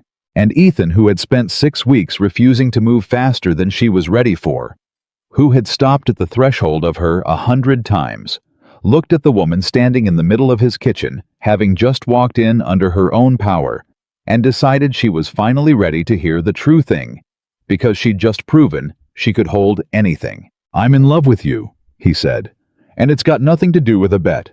And it's got nothing to do with saving you because you don't need saving, you just proved that on the phone. I fell for you somewhere around the drawer, honestly, and I've been holding it because you had a war to fight, and I wasn't going to hand you one more thing to manage in the middle of it. But you walked into my house on your own 2 feet just now, and I'm not going to stand here and pretend I don't. I love you. That's the thing I wasn't saying." The kitchen went very quiet, and Clara Hayes, who had a response ready for every situation, who dealt in facts and timestamps and things you could measure with a level, stood in Ethan Cole's kitchen and had absolutely nothing. For once in her life, the precise machine of her had no output at all. Because Victor had spent 6 years teaching her that love was the bait on the trap, that when a man said he loved you, it was the opening move in a long, slow campaign to own you. And she stood there, waiting for the trap to spring, waiting for the butt, waiting for the cost, the way she'd waited her entire adult life. And it didn't come. There was no but. There was just a tired furniture maker in his own kitchen who'd said the thing and then stopped talking, not pressing, not closing in, not needing an answer, just standing there having told the truth the way he always told the truth and letting her do whatever she was going to do with it. "You're not going to ask me to say it back," she said. It came out almost accusing. "No." "Why not?" "Because you're not ready, and I'm not going to make you perform something you're not ready for just so I feel better," Ethan said. "I've watched you get bullied into things for 6 weeks by a guy who made you explain yourself for 6 years. I'm not gonna be one more person who needs you to produce a feeling on demand. I said it because it's true, and you should have the fact of it. What you do with it is yours. And that, God help her, that was the thing that finally did it. The thing that got all the way through the wall to the part of Clara that Victor had spent 6 years walling off. Not the "I love you." The "you don't have to say it back." The love with no invoice attached. The first time in her adult life a man had handed her something, and not in the same breath started counting what she owed him for it. She crossed the kitchen and she kissed him. And it wasn't the movies. It wasn't fireworks. It was something better and quieter and more terrifying. It was a woman who had learned to expect a trap behind every open hand, choosing to walk through the open hand anyway. Choosing to believe against 6 years of evidence that this one time it might just be a hand. When she pulled back, she had tears on her face, and she was furious about it, wiping them away with the back of her wrist in that impatient way she had. "I'm not saying it back yet," she warned him. "I know, not because I don't. Because the last person I said it to used it against me for 6 years, and I need it to mean what it's supposed to mean when I say it. Not be one more thing I hand somebody so they'll stop being disappointed in me. When I say it, it's going to be clean. Do you understand? It's going to be the cleanest thing I ever said." "Take all the time you need," Ethan said. "I've got a stuck drawer that took 6 days. I'm a patient man." She laughed, wet and broken and real, and pressed her forehead against his chest. And for a moment the war and the hearing, and Victor and all of it fell away, and there were just 2 people in a kitchen who'd each climbed out of a different pit and found each other on the far side of it. That was 8 p.m. on a Saturday, 9 days before the hearing. The 9 days were not quiet. Victor cut off from Clara through every direct channel, blocked from third-party contact. The moment Denise filed the Renata incident, did the last thing available to a cornered man who cannot stand to lose the argument. He escalated where he thought no one was watching. He couldn't reach Clara. He couldn't legally reach Clara.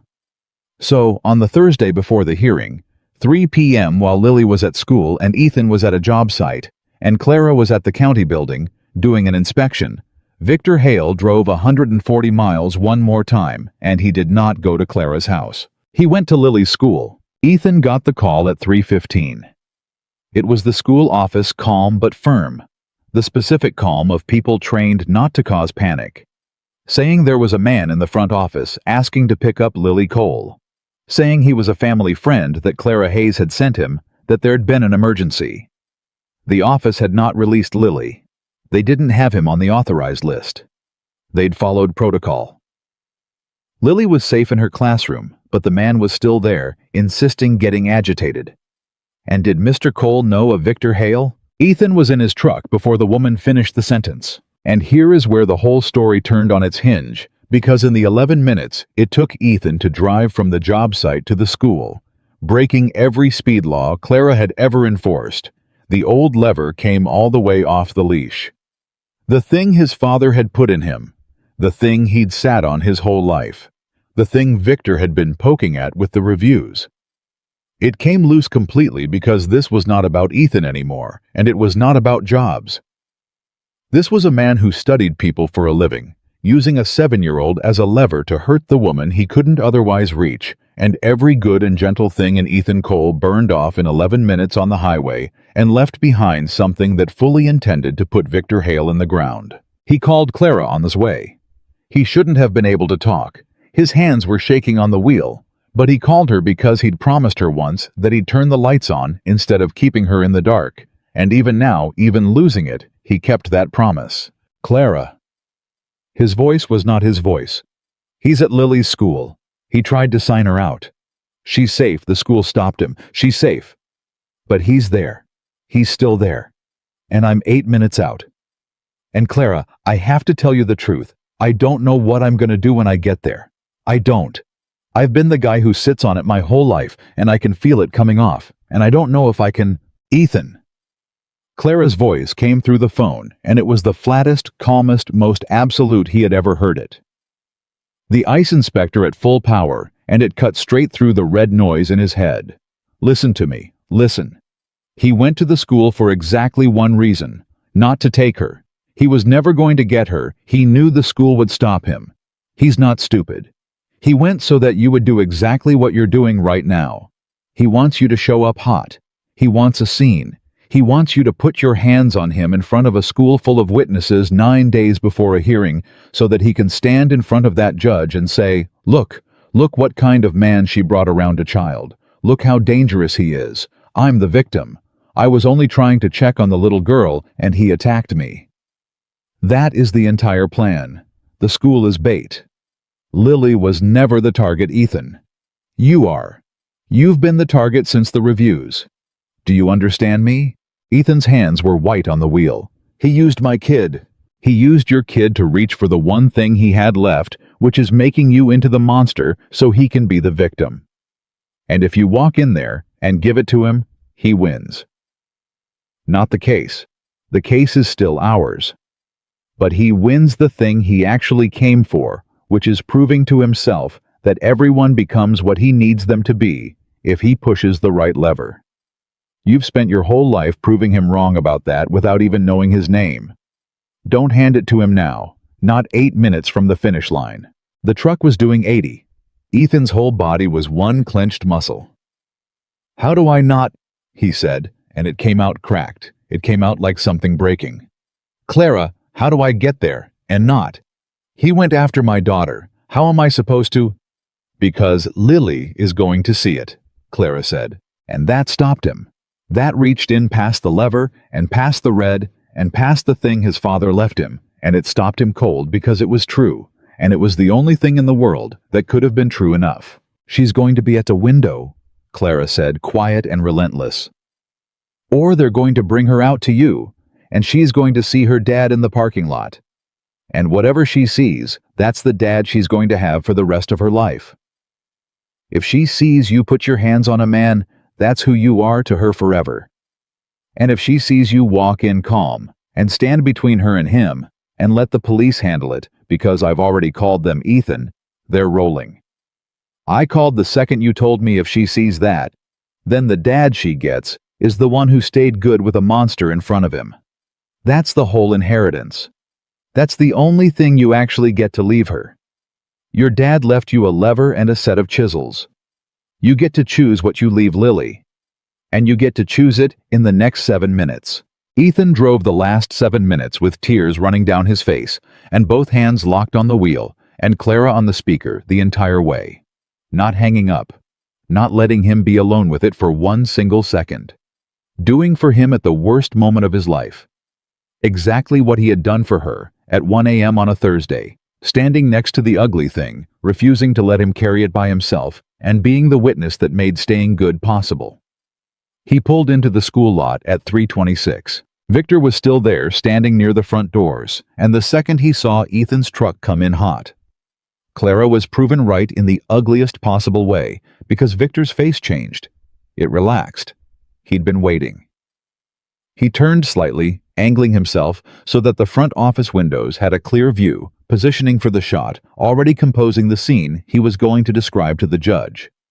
He wanted Ethan to come at him. Every line of his body was an invitation to be hit. And Ethan Cole got out of his truck and he did not go to Victor. He walked past him, close enough to touch. Close enough that every cell in his body screamed to close the last 2 feet. And he walked past Victor Hale like he was a fence post, and he went to the front doors, and through the glass, he could see Lily standing with a teacher. Her face pressed to the window watching. And Ethan crouched down on the other side of the glass, so he was at her level, and he put his hand flat on the door, and he smiled at his daughter, smiled with everything in him on fire, so that the first thing she saw, the thing she'd carry forever, was her dad coming to get her calm, safe hers. Hey baby, he mouthed through the glass. You okay? And Lily nodded and put her small hand up against the glass over his. And that was the moment Ethan Cole beat Victor Hale, not in a courtroom, not with his fists, but in a school parking lot, with a pane of glass between his hand and his daughter's choosing what to leave her. Behind him, Victor was saying something. Ethan didn't hear it. He'd stopped being available to Victor entirely. And that the not being available, the closed door, the refusal to show up to the argument was the exact weapon Clara had used, passed from her hands to his in the space of an 11-minute phone call. And when the patrol cars pulled in 90 seconds later, lights going, they found a man loitering at an elementary school in violation of a protective order that had specific language about the safety of minors in the protected party's household. And they found a father crouched calm at a glass door with his daughter. And they found the whole thing documented before they even arrived, because Clara had called it in with times and names, and the exact statute, because Clara built cases that hold. Victor Hale was arrested in the parking lot of Lily's elementary school at 3:29 p.m. on the Thursday before the hearing. It was Denise. Okafor would say later, the single stupidest thing a respondent had ever done 9 days out from a protective order hearing in her 19 years of practice, and she had seen some stupid things. He'd violated the order. At a school. In front of staff witnesses. Trying to remove a child he had no relationship to. There would be no more hearing about whether the order should be permanent. There would now be a hearing about the criminal violation, and the protective order would be granted permanent, almost as an afterthought, and Victor Hale had done what cornered men who cannot stand to lose. The argument always eventually do, he had reached so hard for control that he'd handed away the last of it with both hands. Ethan brought Lily home. She was fine, more curious than scared, full of questions about why the police came, and Ethan answered them honestly at a 7-year-old's level, because that was the kind of father he'd decided in a parking lot to keep being. And when Clara came over that night, Lily ran to her, and Clara knelt down and caught her, and looked up at Ethan over the little girl's shoulder with an expression he'd never seen on her before. Something cracked wide open and unguarded and unafraid. Later, after Lily was asleep, Clara and Ethan sat at his kitchen table, and neither of them said much because there wasn't much to say that the day hadn't already said. Finally, Clara reached across the table and took his hand, the hand that had stayed flat against a glass door, instead of becoming a fist, and she held it. "You walked past him," she said quietly. "I heard it on the phone. You walked right past him. You told me to. I told you to. You still had to do it." She turned his hand over, looked at it. "Do you know how many men would have walked past him after the school, after the reviews, after all of it?" She shook her head. "None. 0. I've spent my whole career around men who can't walk past a challenge to save their lives. You walked past the man who used your daughter as bait, because a 7-year-old was watching." Her voice went rough. "That's the cleanest thing I ever saw anybody do. I almost didn't." "Almost doesn't count against you. Almost and not doing it," she started. "Is the whole thing?" he finished. "Yeah, I've heard." And Clara Hayes looked at Ethan Cole across a kitchen table at the end of the worst and best day, and she opened her mouth and she thought about 6 years and 140 miles and a wall 3 feet thick, and she thought about a man who said "I love you," and then said, "You don't have to say it back." And she found that the thing she'd been holding, the clean thing, the thing she wanted to mean exactly what it was supposed to mean. She found it was finally ready, finally clean, finally hers to give with no invoice and no trap and no cost. But she didn't say it yet. Not there. Not at the end of a day with sirens in it. She wanted it clean, and clean meant its own moment uncontaminated by Victor's last worst act. So she just held his hand and she smiled, the real one, the one she'd spent the whole story learning to let people see, and she said, "Soon, I promise. When it's clean. You'll know it when you hear it." And Ethan Cole, patient man, holder of stuck drawers, and steady. In the worst hours, squeezed her hand and believed her because she had never once lied to him, and because some things are worth waiting for the clean version of. The permanent order was granted on a Wednesday morning, and it took the judge 4 minutes, and Clara Hayes did not cry until she got to the parking lot. She'd stood in that courtroom expecting a fight, expecting to have to say all 6 years out loud, expecting Victor to be there with his reasonable face and his growth language and his sympathetic tilt of the head. But Victor wasn't there. Victor was dealing with the criminal charge from the school, and his lawyer had advised him correctly for once that showing up to contest a protective order while facing a charge for violating that same order at an elementary school was the kind of thing that made judges remember your name. So the courtroom was nearly empty. Denise Okafor laid out the case that holds the timestamps and the messages and the truck and the third-party contact and the school, all of it in order, all of it documented.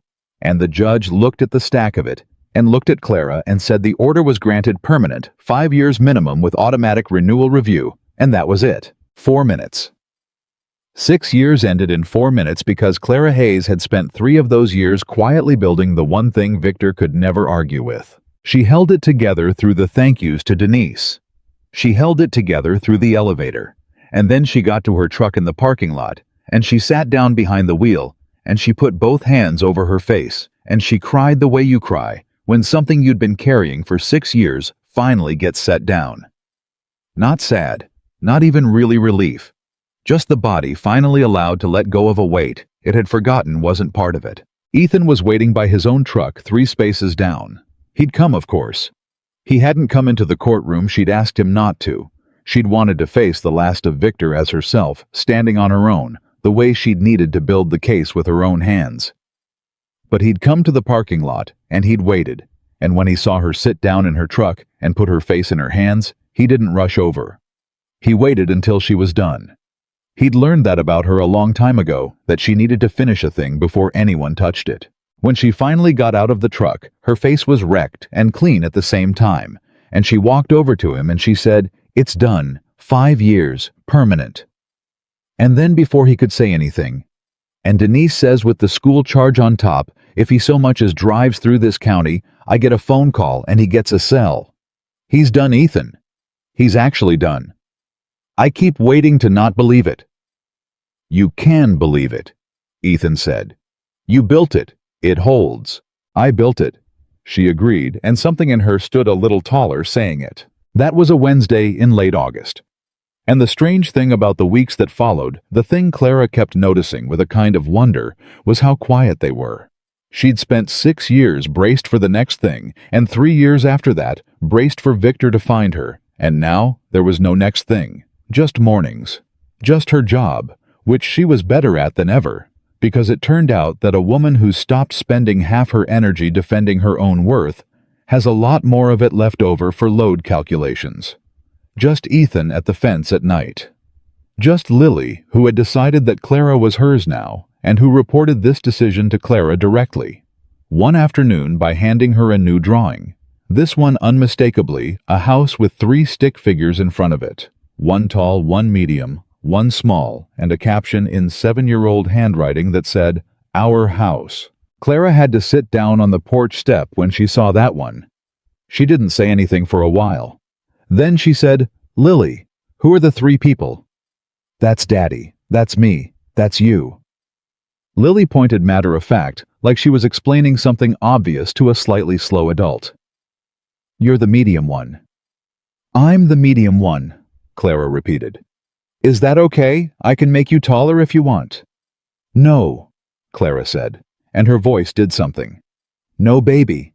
Medium is perfect. I'll take medium." And that was the moment Clara Hayes understood that Victor had been wrong about the biggest thing of all, not just that she was too cold to love, but that she was too broken to be trusted around a child that she'd only ruin any family she got near. She'd carried that one the deepest and hidden it the best. It was why she'd flinched at the word daughter all those weeks ago, like it was a wound. And here was the daughter in question, drawing her into the house, calling her the medium one, deciding she belonged there with the total unbothered certainty that only a 7-year-old can manage. Victor had spent 6 years telling her she'd poison a family. And a little girl who drew horses that looked like couches had looked at Clara Hayes and simply permanently decided otherwise. She kept that drawing. She put it on her refrigerator next to the couch horse and the $20 bill, and the 3 of them together told the whole story of the summer, if you knew how to read them. She told Ethan she loved him on a Tuesday. She'd promised it would be clean, and it was. It wasn't at the end of a hard day. It wasn't in the wreckage of anything. It was an ordinary Tuesday evening. Nothing happening, the 2 of them at the fence like always. And Lily was inside doing homework, and Ethan was telling some long, pointless story about a client who wanted a dining table built out of a barn door, and Clara was only half listening, because she was watching his hands move while he talked. the way they always moved when he talked about wood, and she thought with the sudden total clarity of a load calculation coming out, "Even this is the cleanest I have ever felt in my life." "Ethan," she said, interrupting the barn door story, "I love you." He stopped mid-sentence. "I've loved you for weeks," she said. "Probably since the smoke detector. Maybe since the drawer, if I'm honest. But I wasn't going to admit the drawer because you'd get a big head. I didn't say it because I wanted it to be clean. I wanted it to mean the thing it's supposed to mean and not be something I hand you. So you'll stop being disappointed in me, because that's what it always was, before it was always a payment. And I needed to know I could say it as a gift instead of a payment." She took a breath. "It's a gift. This is me finding out I can still give it. I love you, clean, no invoice." That's the whole sentence. Voice. Ethan looked at her over the fence for a long moment. Then he said, "Was it the drawer?" And Clara laughed. Really laughed. The rusty, broken thing all the way healed now into something easy, and she reached over the fence and grabbed the front of his shirt and pulled him in and kissed him. And somewhere in the house, a 7-year-old who was supposed to be doing homework was watching through the window and would report the entire incident at dinner with great satisfaction. They didn't rush anything after that. That was the thing about the two of them. They'd both learned the hard way. What happens when you let someone rush you? So they moved at the speed of two people who had all the time in the world and no interest in wasting it, proving anything to anyone. Ethan's business came back. It turned out the fake reviews got scrubbed once Denise sent a very professional letter, and the clients who'd canceled came back sheepish, and a couple of them came back with bigger jobs out of guilt, which Ethan accepted with grace and slightly inflated invoices. Clara kept inspecting buildings and shutting down the ones that needed shutting down, and she stopped flinching when the contractors called her the ice inspector, because she'd finally understood that the name was a compliment wearing an insult's clothes. It meant she was the one who couldn't be talked out of the truth, and there were worse things to be. And then it was September, and Mark Cole, who had spent the entire summer alternating between mortified guilt over the bet and enormous pride at how it had turned out, and who had appointed himself the unofficial mascot of the whole romance, decided they needed to go back to the beginning. "Same backyard," Mark announced, showing up at Ethan's on a Saturday. "Same table, same grill. We're doing it. Full circle. I started this thing, I'm gonna finish it right." "You didn't start anything," Ethan said. "You made a stupid bet and she took your $20. I started the whole thing. You'd never have talked to her if I hadn't. She fixed my drawer. That started it. The drawer only mattered because of the bet." "You two are exhausting," Clara said, walking up. "Fine. Cookout. Same backyard. But Mark," she pointed at him, "if you make one more bet in my presence, I'm going to red tag your grill for the improper propane connection I've been ignoring all summer out of politeness." Mark went pale. "You've been the connection's fine. The connection's a code violation, and you know it. Cook the ribs. Behave." So they did it. Same backyard where it all started, the June barbecue run back in September. Same people, same table, same grill with its questionable propane connection. Mark cooked. Lily ran around the yard with a couple of other neighborhood kids. The evening got long and golden and easy in the way that late summer evenings do. And at some point, Mark, who could never leave a moment alone, tapped his beer bottle with a fork like he was about to give a wedding toast. "I want to say something," Mark announced. "Please don't," said Ethan. "I want to say something. 3 months ago, right here at this exact table, I bet my best friend $20 he couldn't win over the scary neighbor." Mark put his hand over his heart. "And I want to formally admit that I have never been so wrong or so right about anything in my entire life. I lost the bet." "You didn't lose a bet. There was no bet," Ethan said. "I lost the bet," Mark continued, ignoring him. "Because you two are clearly disgustingly in love, which means I win, which means you owe me $20, Ethan. That's not how it— and I'd like to collect." And that was when Ethan Cole stood up. He reached into his back pocket and he pulled out a $20 bill. A specific 20, the one Clara had lifted off the same table 3 months ago and stuck under a magnet on her refrigerator, the one she'd handed back to him weeks later saying, "Hold on to this, it's yours. You earned it the hard way." And he set it down on the table in the exact spot where Mark had slapped it down in June. And the whole yard got quiet because there was something in the way he did it, something deliberate that told everyone this wasn't about Mark's joke anymore. "This was never a bet," Ethan said. He wasn't looking at Mark, he was looking at Clara. "That's the thing I need to say, and I'm only going to say it once, so everybody shut up for a second, including you, Mark."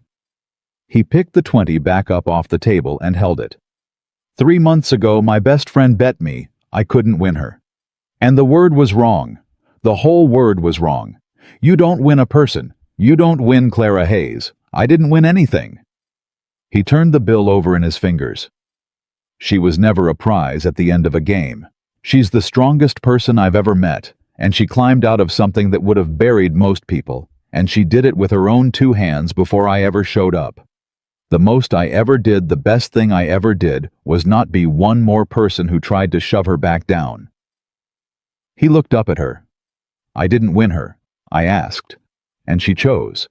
That's the only true version. I asked, and she chose me. And a person choosing you is worth about 10,000 times more than a person you won, because winning ends and choosing is something she gets to keep doing every single day." The yard was dead silent. Even Mark had nothing. And Clara Hayes stood up. She walked around the table to Ethan, and she took the $20 bill out of his hand, and she looked at it for a second.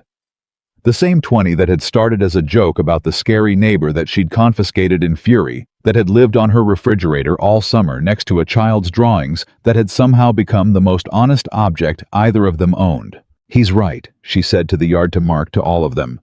"You don't win me. A lot of people have tried. One of them tried for 6 years." She didn't say the name. She didn't need to. That chapter was closed and permanent and 5 years minimum. He thought he'd won me, and what he actually had was a person too scared to leave. That's not winning. That's just holding something in place. She folded the 20 once crisp, the same way she'd folded it 3 months ago. "This one didn't try to win me," he asked. "And the difference?" Her voice caught, and she let it. She wasn't hiding from these people anymore. "The difference is that winning takes something from you, and asking gives you something back." He asked me a question and let me have my own answer. Nobody had ever done that. In my whole life, nobody had ever once just let me have my own answer. She reached out and she tucked the folded 20 into the front pocket of Ethan's shirt, patting it flat, and she looked up at him and the whole backyard leaned in. "So here's the deal," Clara said, and the dry flat delivery came back. But everyone at that table had long since learned to hear the warmth running under it. "You keep this. And if you ever turn me into a game again, a bet, a prize, a thing to be won, a project to be fixed, I'm out. That's the one rule. I spent 6 years being somebody's thing to manage. I'm not doing it again, not even from you, not even a little." She smoothed the pocket one more time. Then her voice dropped, and it went soft, and it went clean. The cleanest thing she ever said in front of everyone, because she was done saying the important things only in the dark. "But you never have, not once. You asked and you waited and you let me choose. And I'm still choosing you.